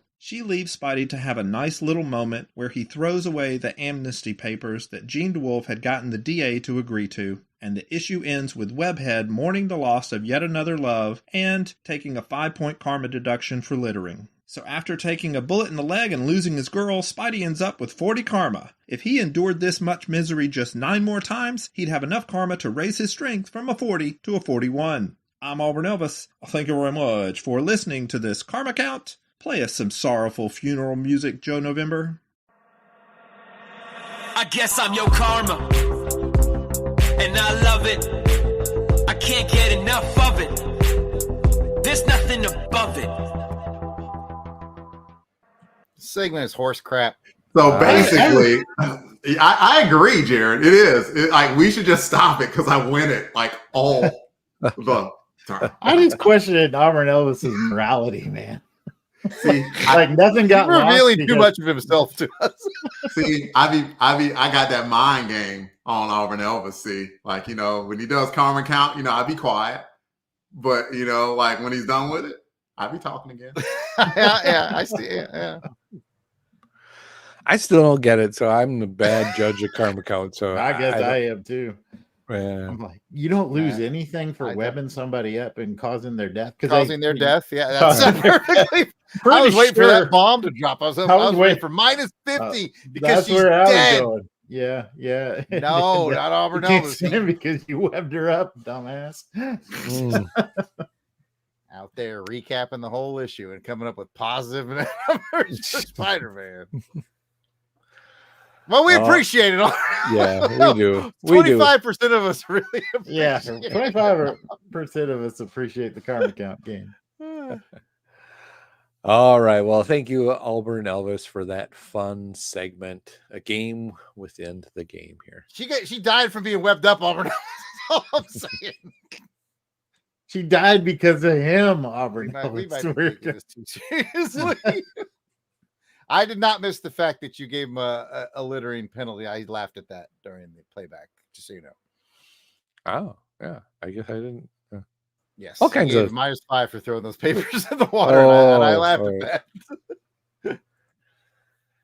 Oh, fun. All right. Yeah, well, with that, those papers, that's what dirtied the water. With that, that's going to bring us to the end of this part of the show. You got a comment or a question, send us an email at contact@longboxcrusade.com or make a comment on the Twitter, Instagram, or Facebook page. We will be right back. Ooh. Give me 1 minute. Like how invested we get. We are getting invested in these like we did the Hallies. Hallies, Yeah, I know. Absolutely. I can't even tell you how ecstatic I am. I'm on like 2 or 3 in a row. Like bull crap. I will carry this with me. Like it might be like epitaph on it. It was like, here lies Delvin R. Williams. He won 3 karma counts in a row. but never on Rookie Agents. What? Oh my God. I'm just slowly gonna erasing start it. randomizing this. Just get a number randomizer. Yeah, random number randomizer. 74. Mm-hmm. I was waiting for that big deduction for webbing up the black cat, which caused her to die. I was too. I was like, gave me nothing. I don't know how you get out of that. I was like, that's a -100 right there, easily. You guys mind if I step away? I guess it's the Albrecht Brothers show while you guys go do whatever it is you're doing. So who wants to see the art that I got at DragonCon? I got some original art. I want to see it. All right, let's see. Let's see it. Let's see it. Work on Did you get another Bond piece done? I have 2 Bond pieces. 2 pieces to share with you. Ooh. One is by Bobby Timothy, who's a really, really good cartoonist. Bobby Timothy. He did a Roger Moore. Oh, that's cool. Yeah, I thought that was pretty good. There's my Roger Moore, ladies and gentlemen. Got that black turtleneck. Got that turtleneck. That's right. Tactical turtleneck. Yeah, tactical neck going. Nice. And if he shared with me, I don't know if you can see it. I'm gonna try to get the light just right. He was doing a clown Bond from Octopussy on the back. Oh, I can kind of make it out. Yeah. And from a longtime friend of mine, Paul Maitland, he did another Roger Moore. Sweet. Little Roger Moore from Moonraker. I like it. I like that one. Those are my art winnings. Very cool. From DragonCon. And while I got DragonCon things over here, I also picked up this book from Alan Porter, this is interesting because this is like back in the day, you couldn't get the actual Bond 3-panel strips from the comic strips anywhere. Oh, all right. And then they made this available. And then eventually Titan got the rights to it and did those really nice books, of which I have them all. I think you bought me my first one, Jason. Yeah. I got several myself. But Alan was telling me that the Ian Fleming Foundation, like this was almost like literally a warehouse find. Like they found someone had made this book and they found them and I think they were selling them to raise money for the Ian Fleming Foundation or something. But anyway, it's kind of neat. That is neat. I like the cover. Yeah, it's good stuff. Oh, Venkman says he's got that book. Oh, cool. Ooh. Very neat. Oh, well, let me get back to where we were. Venkman, the Bond fan. Take it. I believe we're about to switch to X-Men, so I can change that graphic. Okay. Thank you. And if you guys are ready, we'll begin. All right. Hey, how did I get on this side? Let's fix that. That doesn't matter. The way you moved right when I moved the boxes was great. A little something for the folks at home. All right. Well, let's go ahead and get started with the second episode, or second issue. And here we go. Welcome back from the break. Now let's get to the second featured comic for this episode, which is normally determined by the Crusader Club members. And when I say normally the Crusader Club members get to vote on this segment using the online poll only available on the Longbox Crusade page at patreon.com.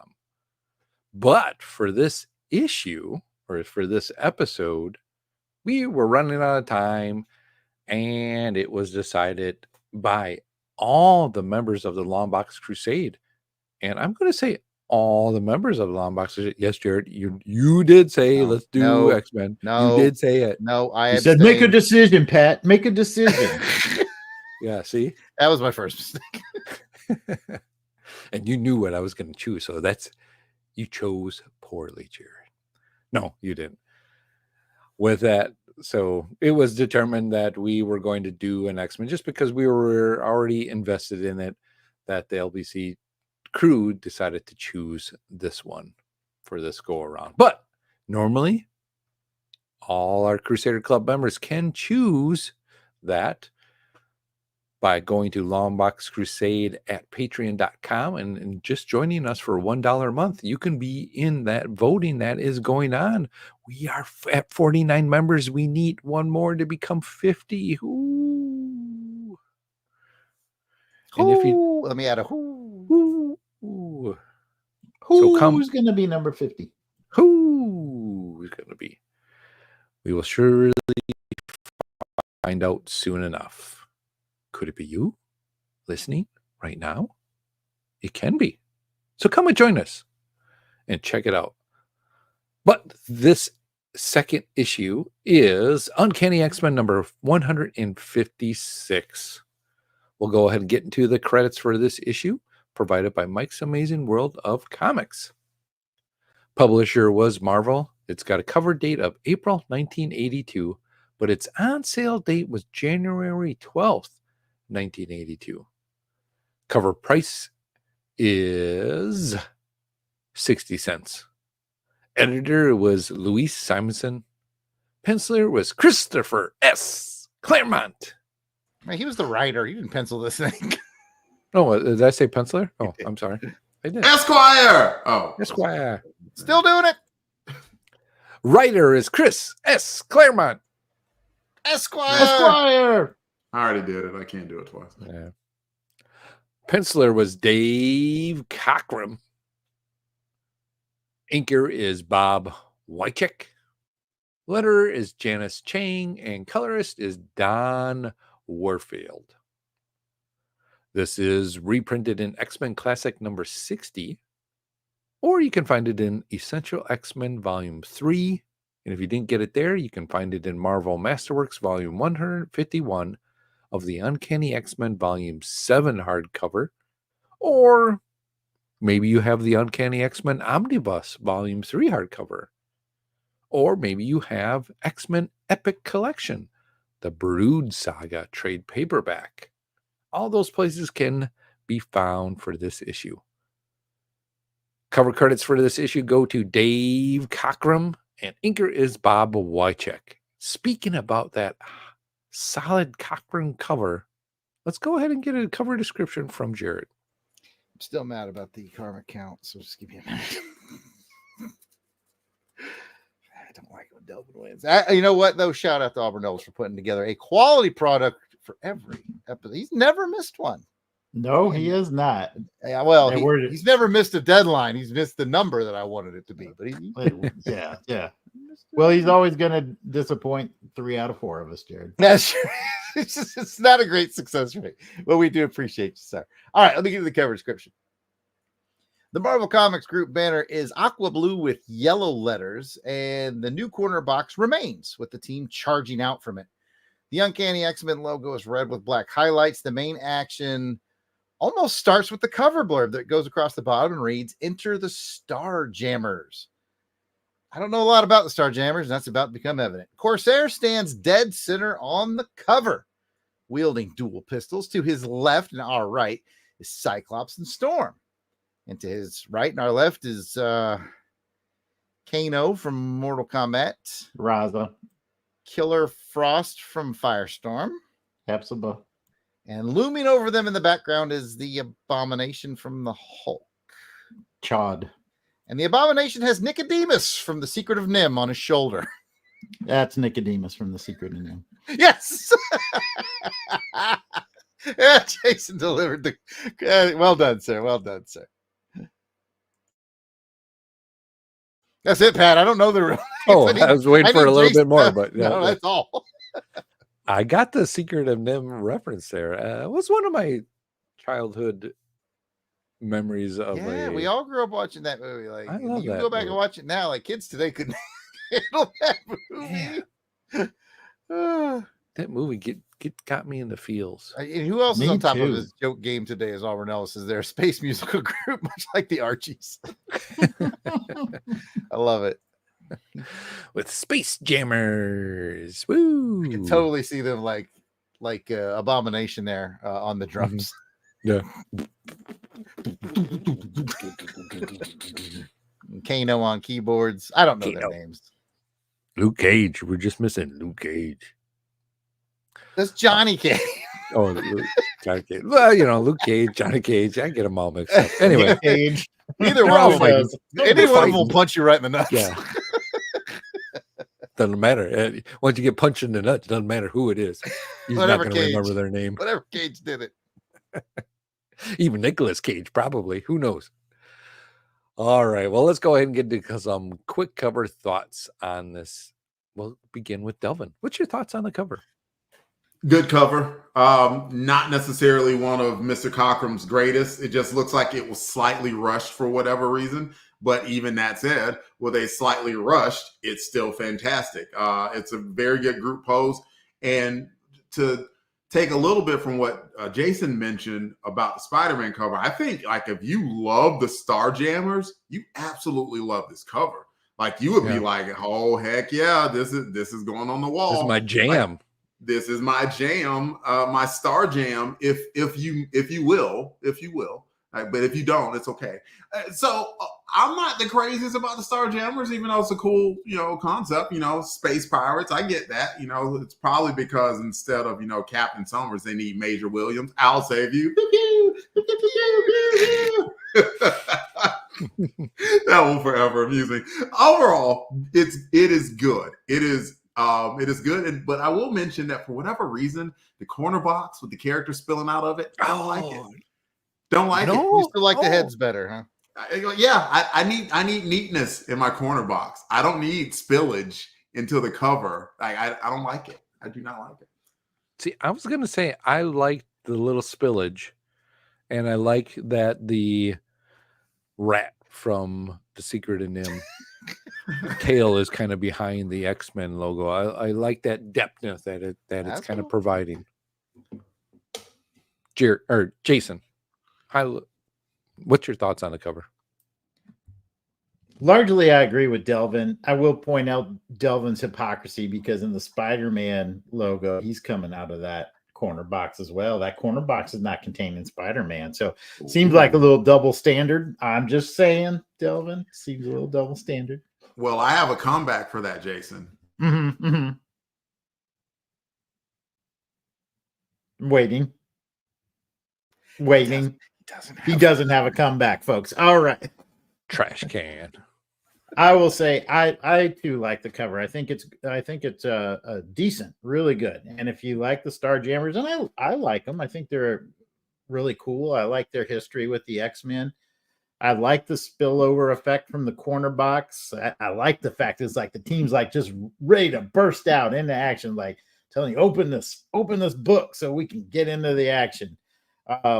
We'll talk about the story later on because Chris Clarine's going to be like, wait. So I'm sure Jared will highlight that. Love it. But I do like Cyclops and Storm, our two leaders here on the book with the Starjammers, and I also like the rubble that they're standing in to really kind of highlight the action pose of this. Like there's going to be some destruction in this one, folks, and it's going to be a fun read. That's what the cover promises, and I think that's largely what the book delivers. Very well said, Jason. I like in the Starjammer's name below, they have a little star in the A. You know, that's going a little extra mile there. Right there in the A-hole. Right in there in the A-hole, right there. Star. Mm-hmm. Cowabunga, they found it. Jared, what's your thoughts on the cover? Oh, man, we're going to get flagged. I like it a lot. You said it, or Delvin, someone here said it best. I'm not sure who. I think it was Delvin. Wholly depending on how much you like the Starjammers. It's like a G.I. Joe cover. You know, it really depends on who your favorite characters are. If you like the Starjammers, this is the bee's knees right here. And I like the Starjammers. I think they're a neat concept. The only thing I feel like we have here is a missed opportunity. The only thing I don't like about this cover is the plain white background. I'm like, why not on a Starfield? True. They're the Starjammers. Put a Starfield background, change the highlight on the red X-Men from the black highlight right now. Change that from black to either white or maybe yellow. Red and yellow always looks good for the X-Men. And put a Starfield on the background. It's not even hard. Like, they're the Starjammers. It's in their name. It just, the whiteness makes it feel just almost like we have to get this out real quick. Yeah, a little rushed. Yeah, but it's still, I mean, it's a cool cover, especially if you like Starjammers. Yeah, you know, as we've been reading this, I'm in the middle on Starjammers right now because I haven't had a lot with them, so I'm still in the middle. I like Corsair. I think he's kind of a wild and kooky guy. He's like that. Hey, look at me. I'm a Starjamming guy. I got some cool stuff, and I've had some problems with my life going on here, but, you know, I'm still cool. And I know, by the way, I'm Scott's father. But I'm still in the middle. So I'm out. I don't know how I feel. Anyway, with that, I think it's a really cool cover. I think the detailing that is done makes this a pretty good, solid Cockrum cover. You know, him and his detailing is really good, and the inks help it as well. But you're right, Jared. The white background needs something. Needs a little more, something to else help it pop. Yeah, just a little punch up would have helped a lot better. With that, let's go ahead and get to some cover ratings. As a reminder, it is a 1 through 5 rating. 5 is you loved it. It gave you a ring to swing from. 4, you really liked it. 3, you know, you liked it. It's okay. 2, you didn't like it. And 1, you hated it. It turned you into a little baby. We'll go to Delvin. 1 through 5 for the cover. It's a good enough cover, group shot, minus the background even. So I'll give it a 4. It's good. Delvin's at a 4. Jason, will you see him higher or lower? I'll match that 4. I think 4 is a fair number. It's always difficult for an artist to put so many people onto a cover, and I think that Cockrum does it as good or better than anybody else. I would like to see that Starfield, though, now that Jared brings it up. That'd be cool. So 4 for me. Jared, 1 through 5 on the cover. In the chat, Kathy mentioned she gives it a 3 because she finds it overly busy, and that's fair. It is kind of hard to pick out. You kind of have to take your time to pick everybody out, so that's not bad. Auburn Elvis gives it a 5. He loves it, and I don't begrudge him that at all. Matt Passo gives it a 3. I'm going to be right in there between all those cats, and I'm going to land on that 4. I think I really like it. It's good, but I understand the busyness. And I understand somebody like Auburn was putting it a 5. I mean, especially you like the Starjammers. This is Dave Cockrum drawing you some dang Starjammers, so I'm cool with it. That's true. Either way, that is true. It is some solid Cockrum giving you the and jammer. all that I landed on a 4. I don't know if I made that clear. Yeah, I heard you at a 4, and you know what? I'm at a boom, boom, boom, boom, boom, boom. boom, boom. That's 4 cool guys coming in at a 4. So boom, boom, open that door. Boom, boom. Boom. 4 cool guys coming in at a 4. Speaking about a 4, let's see if the synopsis could do any higher than a 4. Good luck. Well, 4 words or less. 4 words or less. I'm going to time him on this 2 minutes. I really try to shoot for a 3. I get a 3. I'm good. All right, here we go. The title was called Pursuit. When we last left our mighty mutant team, they were in a bit of a pickle. After engaging in battle with a brood hit team led by the murderous Deathbird, Colossus was left mortally wounded. Our story picks up with the local police arriving on scene, a bit miffed that the battle has completely destroyed a $250 million construction project. Before they can take our heroes into custody, however, they are teleported to safety due to the timely arrival of the Starjammers, who immediately place the near-dead Colossus into advanced medical technology. Pursuing a fleeing Deathbird, both Starjammers / X-Men and the Deathbird ships are captured by the Brood in a giant space beast bred for interstellar travel. A revived Colossus quickly dismisses any notion that they are easy prey, however, as he leads the combined forces of the Starjammers and X-Men into an attack. During the melee, our heroes manage to rescue Professor X and Lilandra and make a daring escape. Before they can pop the champagne corks, however, they run into their next problem. Their vessel is damaged and needs 24 hours to repair, and they only have 6 hours remaining on their deadline to prove that they have rescued Lilandra. Back to you, Pat. All right, Jason, thank you for that synopsis. Let's go ahead and get into the brick or brack for this issue. And let's find out, is it a first read or a reread, Delvin? First read, Pat. Jason? This was a reread for me. Oh, shoot. Jared, does it even matter? But go ahead and tell us. First read, but I feel like I read it like 11 times. This took so long.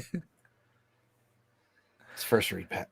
First read for you. It is a first read for me. So 3 cool guys at a first read and 1 chump with a reread. Hey, Jason, the jerk store called. It wants you back. I know. That's my comeback from like all those minutes ago. Stupid literacy. All right. Well, let's go ahead and get into some high, lows, or what does. And Jason, we will give you a chance to redeem yourself with a high, low, or what the.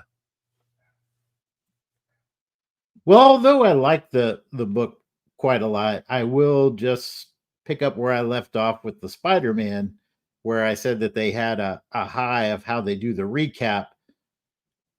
My low is it takes a little while before we get to the meat of the story here with this issue of the X-Men. The art of the recap is not Chris Claremont's forte, at least at this point. And it takes us a minute to get into the story. It's a good story. I like where it's going. I like the characters. I like the action. It's a little clumsy coming out of the gate. I'll leave it at that. I hear what you're saying on this one. There's a lot to unpack here. Yes, and it's a lot of it's done through exposition, yes, or thought exposition. Someone just really thinking through all the things that happened last issue. Yes, but yeah, it was still. I'm going to say decent, but there's a lot going on in this one.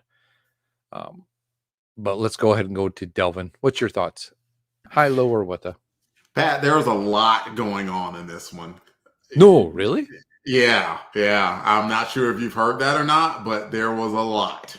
Like seriously, I needed to read it twice. I got busy today. I was not able to read it twice. I only read it once, and I needed to read it twice because even though that said, probably it got halfway through the book, and I wanted to stop reading it And that's funny. Like, I usually don't do that with X-Men. Like, maybe like I was just in like somewhat of like a bad mood or something. I don't know. But I was like, by the time like Claremont, it's Claremont. Well, Captain Summers was explaining the part. There was just so many things going on. He was explaining the Cyclops about what happened, and like why he had to abandon them. And then they were in this brood thing, and then Cyclops died, but then he came back. And then there's this kitty part with Nightcrawler. It's like, oh my God, it actually was too much.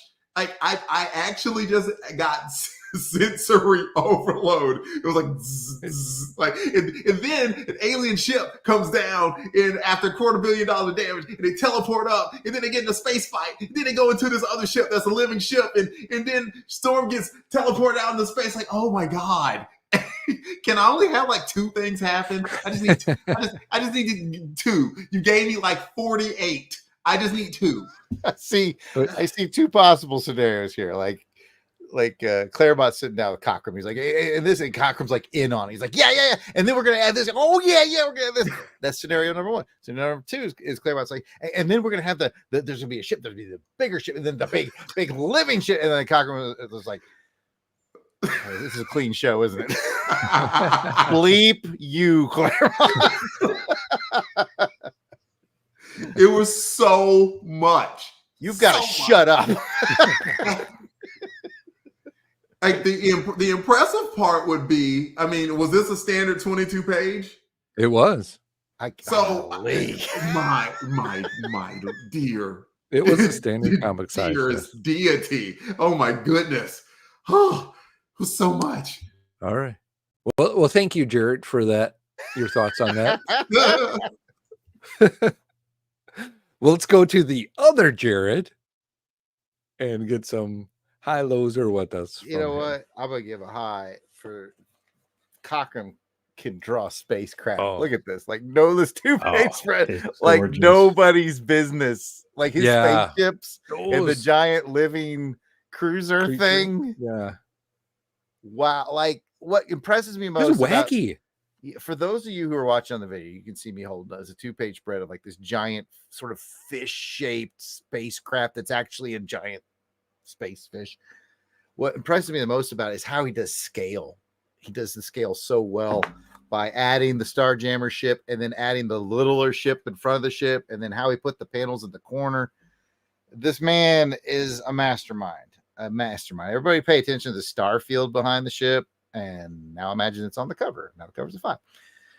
But yeah, that's my high. But I am gonna just gonna hook on to the Delvin train and tell a real story. Like, I was reading this last night, and then my wife was like, "Hey, Jay's in bed. It's about movie time." And I was like, "Well, let me just see if I can finish this." And I looked, and I had 5 pages left. I was like, "Nope, bookmark."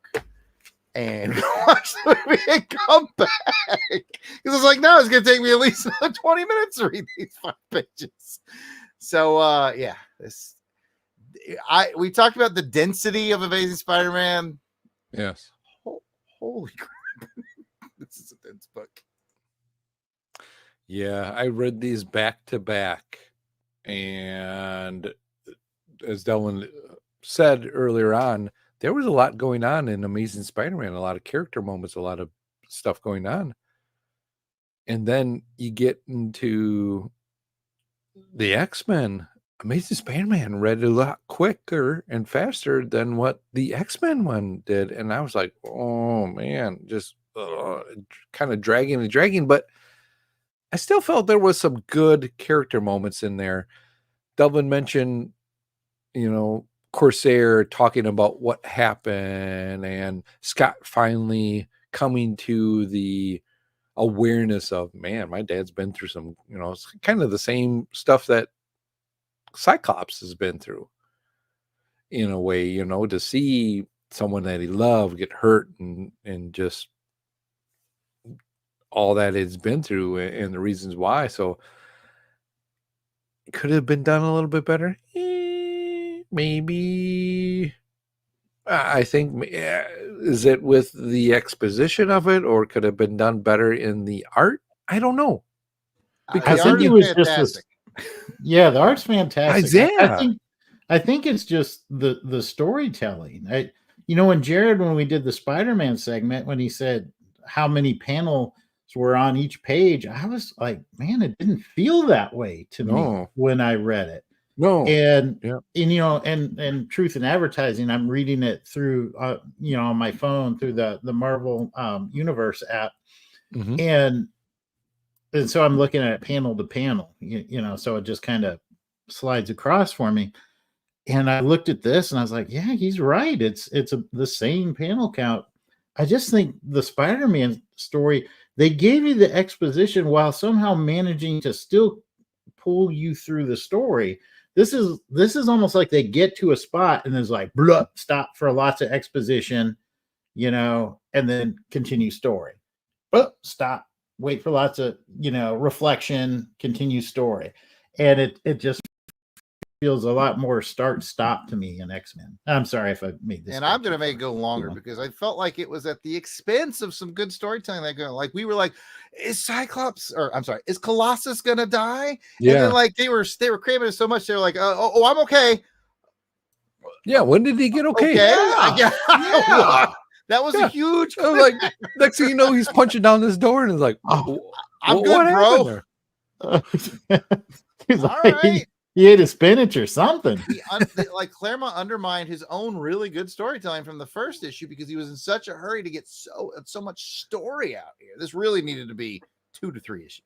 And I think what also happened too is like they kind of allude to it at the end of, oh yeah, this is all about part of the plan. Well, where was that planning? We didn't see that planning. I don't get. I'm tossed. I'm like, I loved it, but I didn't love it. Oh, Jason, do you have anything else to add for your second round? I know you said something else, but I will. I will say I'll give it a positive on this. I did like Colossus going into battle. That did tickle my feels right there when he comes busting out through that door and just laying into those brood. There's a panel on here. I'm staring at it, and I'm sorry I don't know which page it is, but he's uppercutting this brood. Yeah. Like just laying this fool out. And it's just hats off to Colossus as the character. Peter Rasputin is he's a peace-loving guy. He's kind of a quiet guy. He likes art. He likes farming.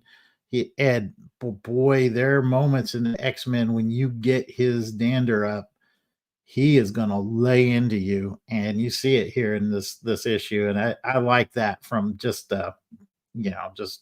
just an action vibe, getting that from the book. So I like that. I like that part of it. Delvin, high, low, or what for your second round? Yeah, I guess it should be mentioned that, there's so much going on that they started talking about the dangerous brood and they gave a hint to it. And so I will give I'll give Claremont a compliment in that, like, that huge starship that the brood they were traveling in, that was a living being. And it was a living being that the brood had basically stripped all of the autonomy from in order for that enormous creature to serve the brood. And I don't know if that's something that people picked up on. I read it. I'm like, that sounds freaking horrible. Like, that's just a terrible thing for a race of creatures to do. And they also hinted, and I can't remember which one of the Starjammers, but Storm was kind of doing her thing like, hey, everything living deserves dignity. And they were like, not the brood. No.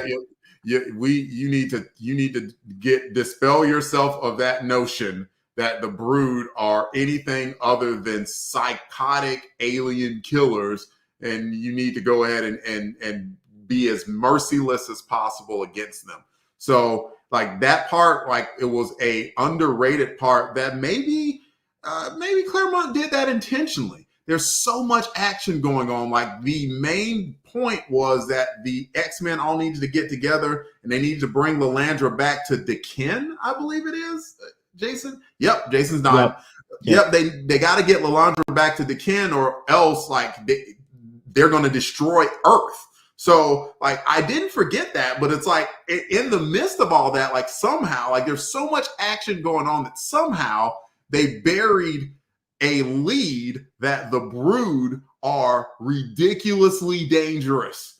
And just looking through some of the covers, it looks like we're going to be touching upon that point very, very soon in X-Men lore about just how dangerous the Brood are. So I'll give that sort of transcended to a high in that, like, the action that Claremont put in this book was so much that he may have intentionally been trying to cover this. And to mention what you said before, Pat, I don't think it wasn't poorly done. Like that's the one thing that I would say to anyone listening to this. None of it was poorly done at all.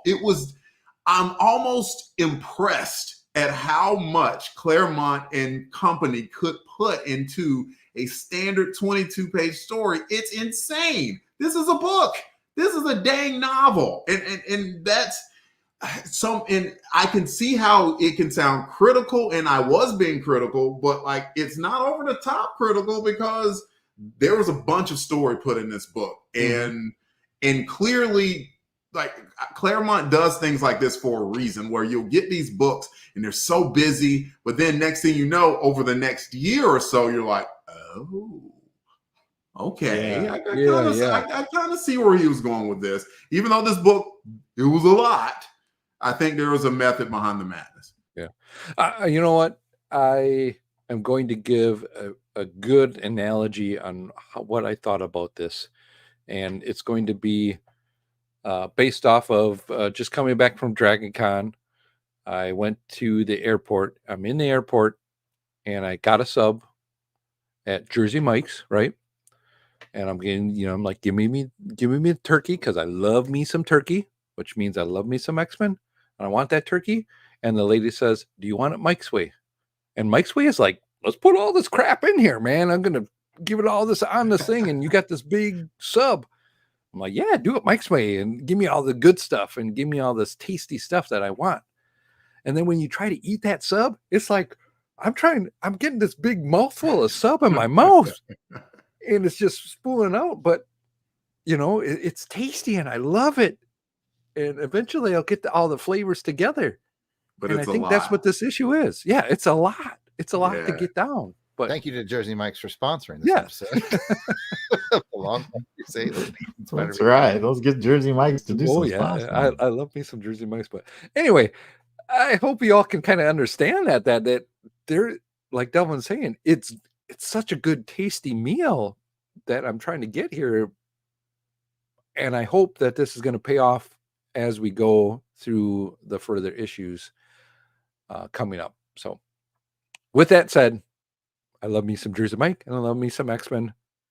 And who's next on the list? I got sub on my mind now.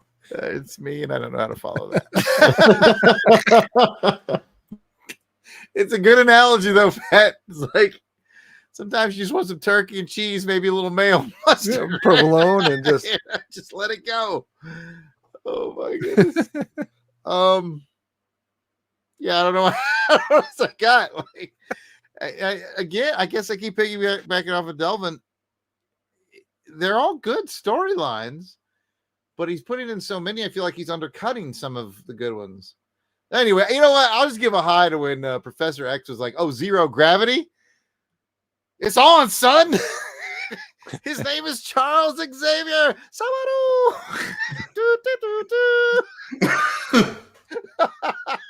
He come from the top rung, just swinging it full. And Cyclops was like, dude, calm down. Yeah. He's like, how do I get my dander up? That was hilarious. So that's what I'll add. That was a funny moment to me. He's coming down on him, like David said. David, come down on him.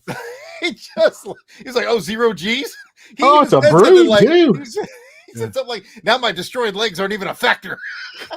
And remember the previous episode where Wolverine was like, these guys are tough, like I'm really struggling. Professor X like, let me show you how it's done, son. It's not Charles the negotiator, it's Charles the merciless. Come down on him. Oh yeah. Does anybody have anything else that they want to bring up You could for do this 6-7 issue? rounds, but I think your Jersey Mike sub analogy really. I can't. Nobody can top that. It's tasty and we're hungry. So let's go ahead and get to all this bric-a-brac and we'll get it all done with it so we can go get some Jersey Mikes. And if you love Jersey Mikes as much as I love Jersey Mikes, then for just a $1 a month, you can join the Crusaders Club and we can all get Jersey Mikes. Jersey Mike's not available to all Crusaders Club members. It's giving the same vibes of Happy Gilmore and the Subway commercial. Get one of those songs my way. Let's go ahead and get to who went the extra mile besides Jersey Mike's. Who else went the extra mile in this issue? We'll go to Jason. Who went the extra mile for you? I'm going to give it to my boy Colossus. He went from near dead at the beginning of the issue to laying waste to some brood by the end of the issue. Don't know how he did it, but he done did it. Colossus for me. All right. It is Colossus for Jason. Delvin, Colossus, or somebody else.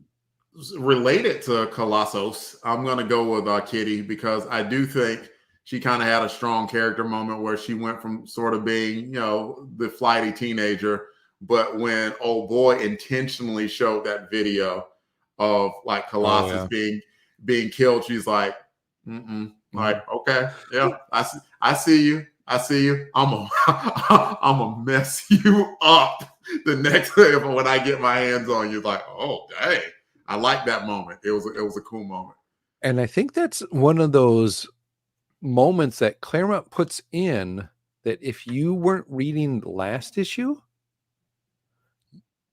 you wouldn't have understood it. But I took it as she's still doing something with the dress changing and all that she's manipulating whatever she's getting into their system or something like that I think she's got going on that I think is going to come back to, kind of come back on that guy is like, yeah, 100%.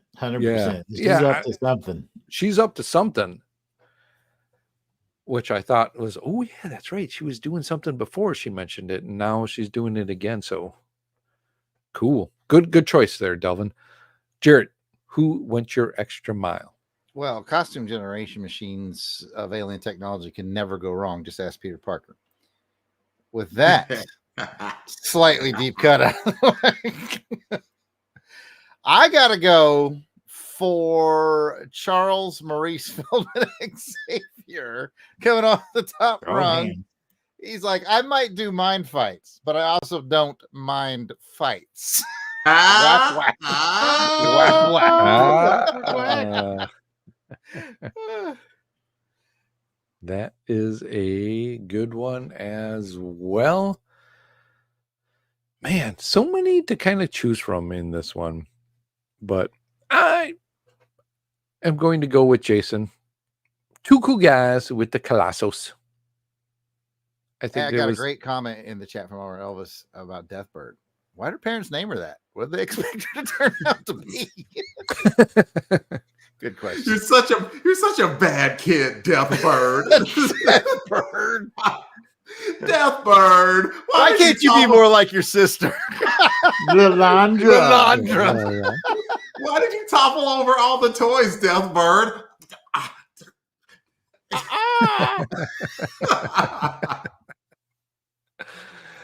Oh, all right. Well, let's go ahead and where are we at here? All right. Well, let's go get into the ratings for this issue. It is a 1 through 5 rating. 5 is you loved it. It gave you a ring to swing from. Woohoo! 4, you really liked it. 3, liked it. 2, didn't like it. And 1, you hated it. It turned you into a baby. Jarrett, start us off. Oh, this is a tough one, man, because it is a tough read, but nothing about it was particularly bad except for the exposition. Gosh, we got a lot going on. 3.5, Pat. 3.5. What? Oh, wait. Deathbird, you can't give a 3.5 rating. What would you Lalandra? They went from actually they went from Deathbird to Lalandra. That's a weird path. All right, exposition brings it down. Cockrum's at the top of the 4. I'll round up to a 4 because that Cockrum art, especially that double splash page, is incredible. Yeah. All right, I hear you at a 4. Jason, I'm going to go with a 4 as well. I agree. There's a lot going on here. A lot of it is cutting edge stuff. We're seeing the Brood. We're seeing the reuniting of Cyclops and Corsair, his father.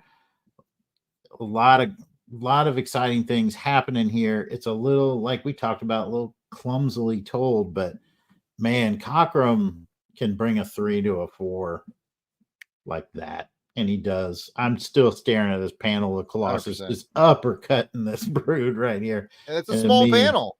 It's a small panel, and it's worth the price of admission. So right there, 4 for me. You know, speaking about Cockrum and the art that he has in here, and Jason, you kind of put it with just him telling a story within a story. Just that one panel of Corsair and Cyclops, kind of that side hug between a dad and a son there.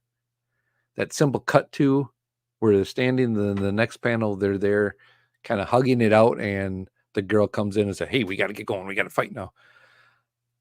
That meant a lot. And I got some feels on that one. So hats off to that.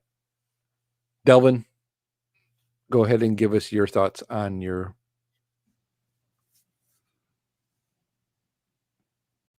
Kind of trailed off, Pat. Were you going to say something? No. Delvin, give us your thoughts. Give us your rating. Your rating. Yes, sir. Your ratings, and then I'll get to mine. Oh, okay. All right. 4. And I talked myself into it a little bit. I was thinking like maybe a 3, but as soon as I started talking about the Brood component of it, and I'm just like, the X-Men don't even know the danger that they're in. They're so busy, wrapped up in trying to do this Starjammers adventure that they aren't realizing that they are fighting one of the deadliest alien races that has ever existed. They don't know that yet.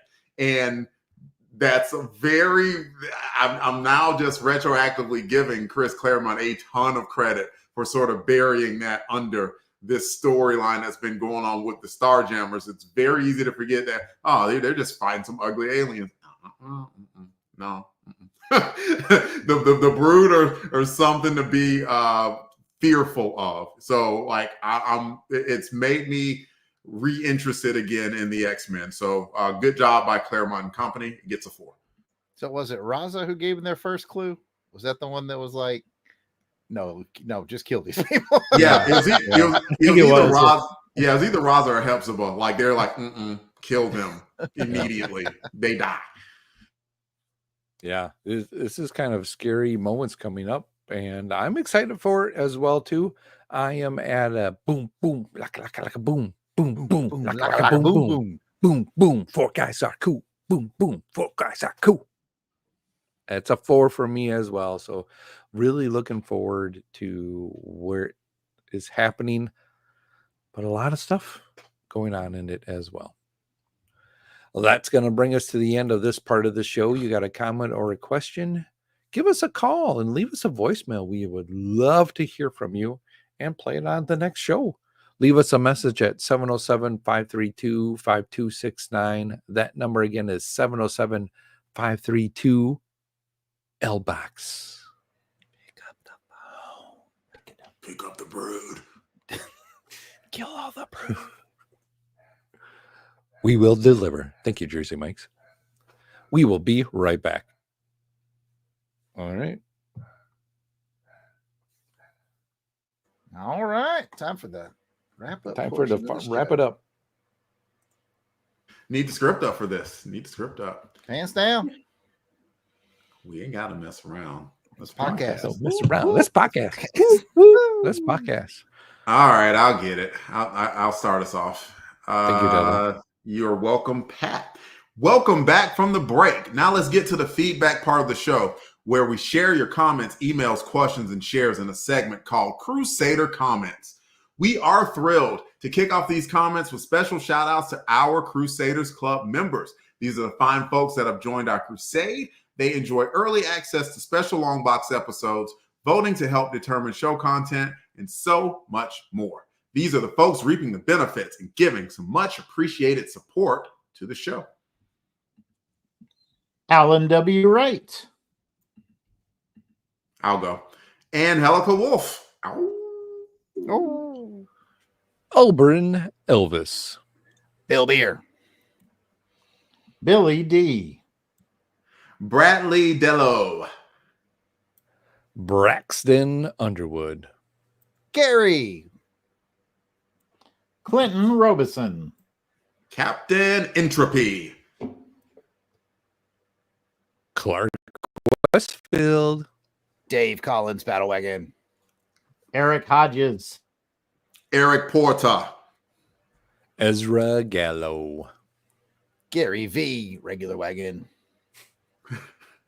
Gene Hendricks. VW Bug. Gerald Green. Heinz K. Jason Keene. Jason Lady. Jeff Polier. Jeremy L. Jim Jamin, Jim Jamin, Jim Jamin, Jim Jamin. I hope you like Jim Jamin too. Jim Meal. Joe Man Conan. Joe Thomas. John Watson. Josh Strickland. Candace Ward. Kathy Bright. The MVP. Matt and Lizzie Passo. Mark Ross. Maxwell Traver. Michael Minton. Miranda W. P.D. Devons. Paul Hicks. Rick from Jeff and Rick Present. Ronald Easterday. Rob Morgan. Samantha Maney. Sean Urbanski. Spidey 67. Spreadsheet. Steve Cronin. Tim Price. Tony Pennington. And Toronto Cop. If we missed anyone on our list, we do apologize. Keep in mind that we record these episodes well in advance of release, so if you're a recent addition, we should be adding you soon. But still, no worries. Just let us know that we missed you by sending an email to contact@longboxcrusade.com, and we will get it straightened out. As a reminder, you can become a Crusaders Club member by heading over to patreon.com/longboxcrusade. For as little as $1 a month, you'll get access to the amazing world of the Crusaders Club. Come check it out. We are one short of 51 short. And that kicks off Jared and I watching a movie and giving a review about it that we share to the Crusaders Club first and foremost. So I'm looking forward to that. I need to add to my 9 movies that I've watched over my lifetime. So help me out with that. If you don't have any extra scratch lying around, but you still want to help us out at Longbox Crusade headquarters, please take a moment to write a review on Apple Podcasts for this podcast. Even if you just want to keep it short with just star ratings, it helps raise the profile of the show, and we will share your review on the next show. Heck, do us a favor and leave a comment under our YouTube as well. Like, subscribe, and leave a comment under YouTube as well. Like, anything that gets that algorithm boosted up, we would really appreciate it. And we're going to move on and talk about social medias and shares from Amazing Spider-Man Chronicles 79 from August 1981, where we covered Amazing Spider-Man 223 and Uncanny X-Men 152. I don't care who starts. Okay, I'll start us off. Okay. Fan Film Fridays. Our main man, Scotty Cameron. Billy, a.k.a. the Bat Pod. Coffee and Comics. We see you, Clinton. We appreciate you. Kurt Spencer. Doc Strange. And Serpy Matt.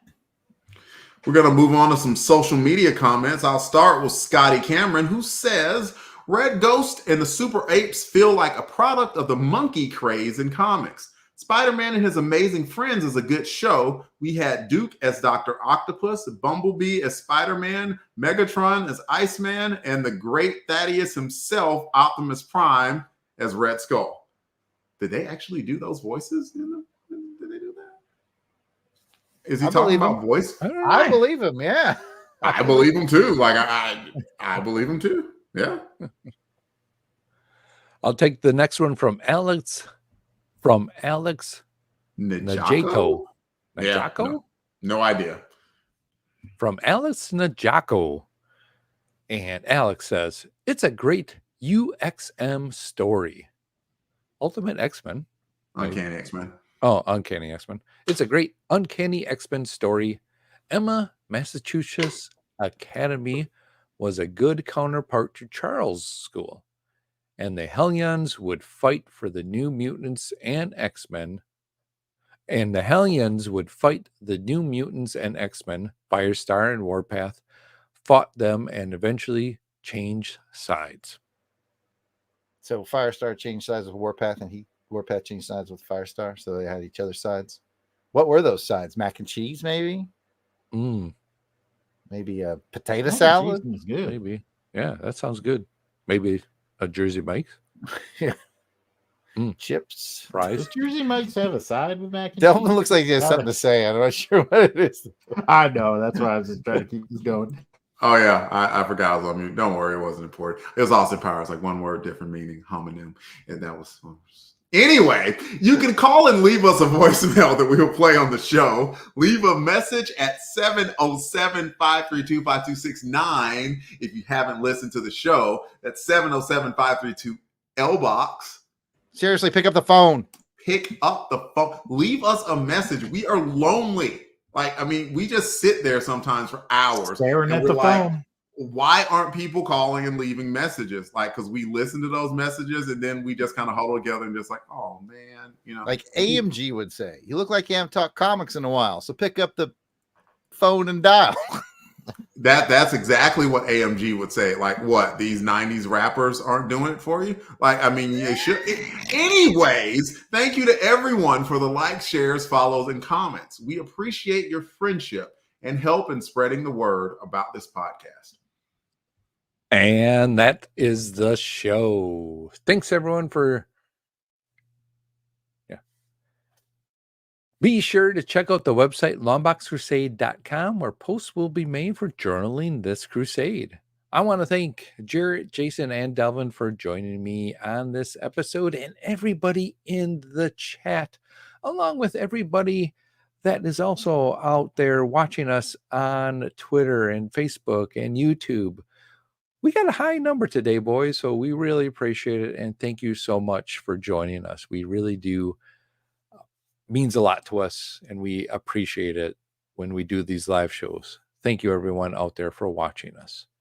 But before we go, I want to find out where the listeners and watchers can find us out on the internet. Delvin, where can you be found? Twitter, X, DEE_RAY1977, Instagram at Delvin Ray. What about you, Jared? I am at Yard Sale Artist on X, Facebook, and Instagram. You can check out my artworks at www.theyardsaleartist.com.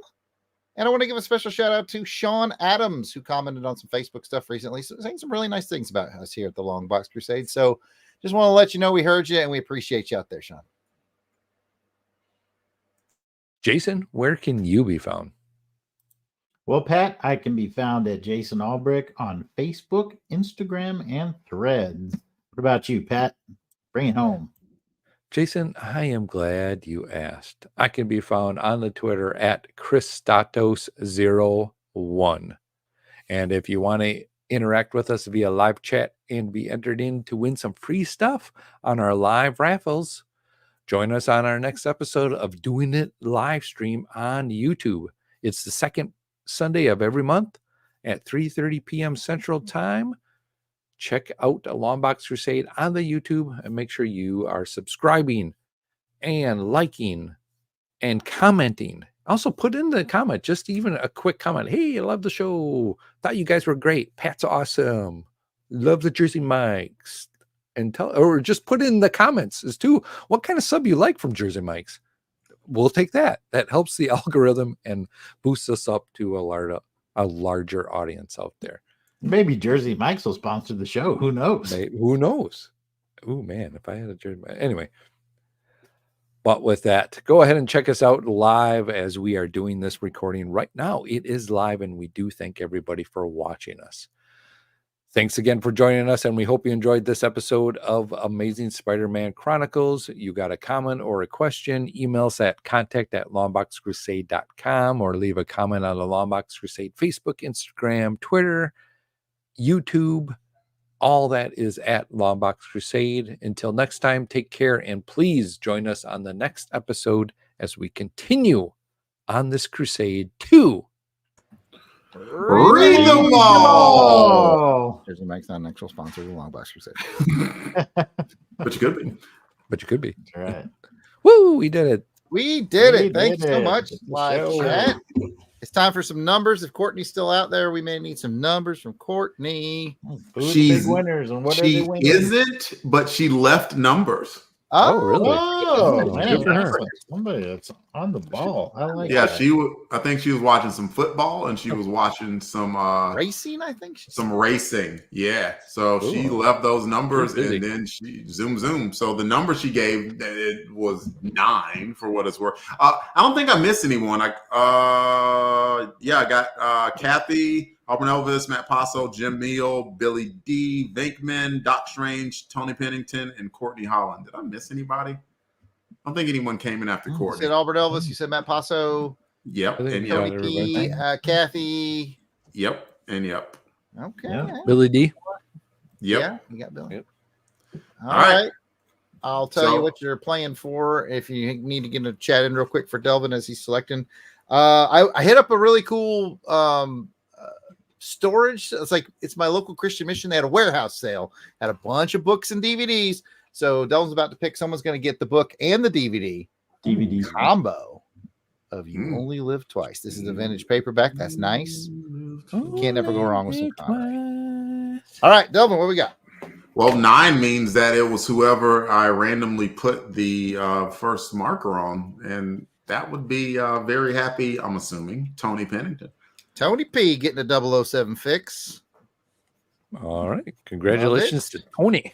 Mhm. And while I was there loading up on all kinds of cool giveaway DVDs, I got a nice little prize pack for our Crusaders Club winner. We currently have 49. Did she drop a number there as well, my friend? She did, and that number was 25.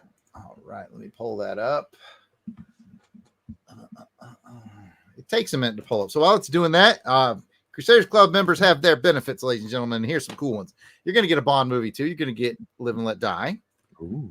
You're going to get a little love from our G.I. Joe show. Get G.I. Joe the movie. Mm. And you're going to get some love from Saturday Matinee Theater as you get a 4-pack of Sherlock Holmes DVDs, which has got a really nice package. It's got like the magnetic holder and all that. It's really cool.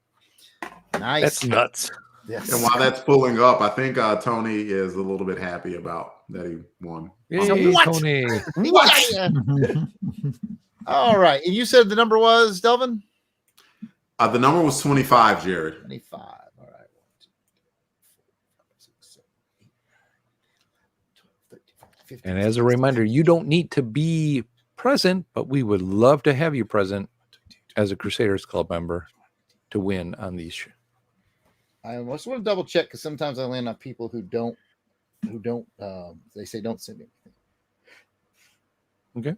No, we are good. I feel like this guy's won a few times lately, but whatever. I'm not going to steal his glow. Michael Minton. Maybe I'm wrong. I can't remember. Yeah. Michael Minton just won the super pack of stuff we talk about on the network DVDs.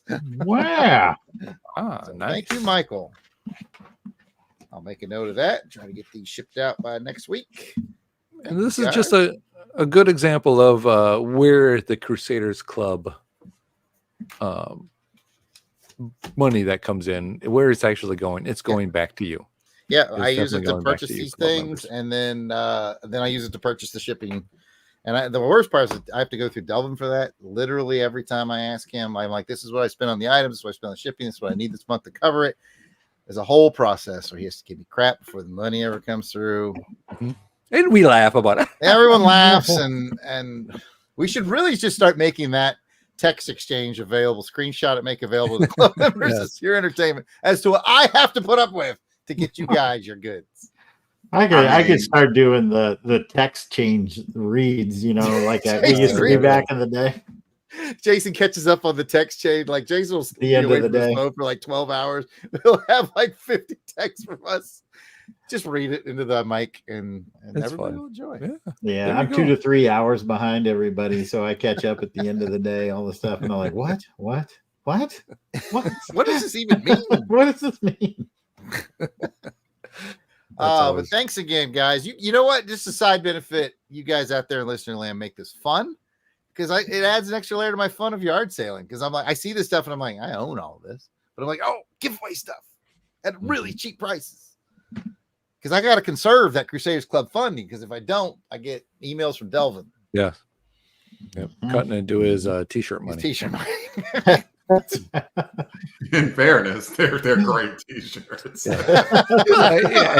And you do look good in them. You're sporting a Bond shirt today, aren't you? Bond in Motion. Bond in Motion. Oh, nice. I've had the shirt on the whole time, but I was so tired before the show started that I put the shirt on inside out. It was only when I went to the bathroom I was like, dumbass. Hey, I once rolled into a Waffle House with just a hoodie on, and I thought I had a t-shirt on under my hoodie. I rolled into my buddy Randy, and I started peeling that. And Randy's like, "You don't have a shirt on," and I was like, "Oh, there's one rule." You can't even get away with that at Waffle House. Waffle House gave you the spoiler. Tony Pinton asking the questions that matter, y'all. Yep. Is there a fake mustache budget? We'll let you know, because we will be back here on Tuesday. Thank you for everybody who's still putting up with our bullcrap. Oh, do you have something, Pat? No, I was going to say only two of the four really need the fake mustaches. We're not going to tell you which the two are. On point. Yep. Yeah. And Delvin and I will be back live again on Tuesday. I have read it. I have put the screen captures in the StreamYard, and I've sent Delvin the thumbnail. So we are going to be ready to rock on Tuesday at 7 p.m. Central, 8 Eastern, correct? Correct. Right. Correct.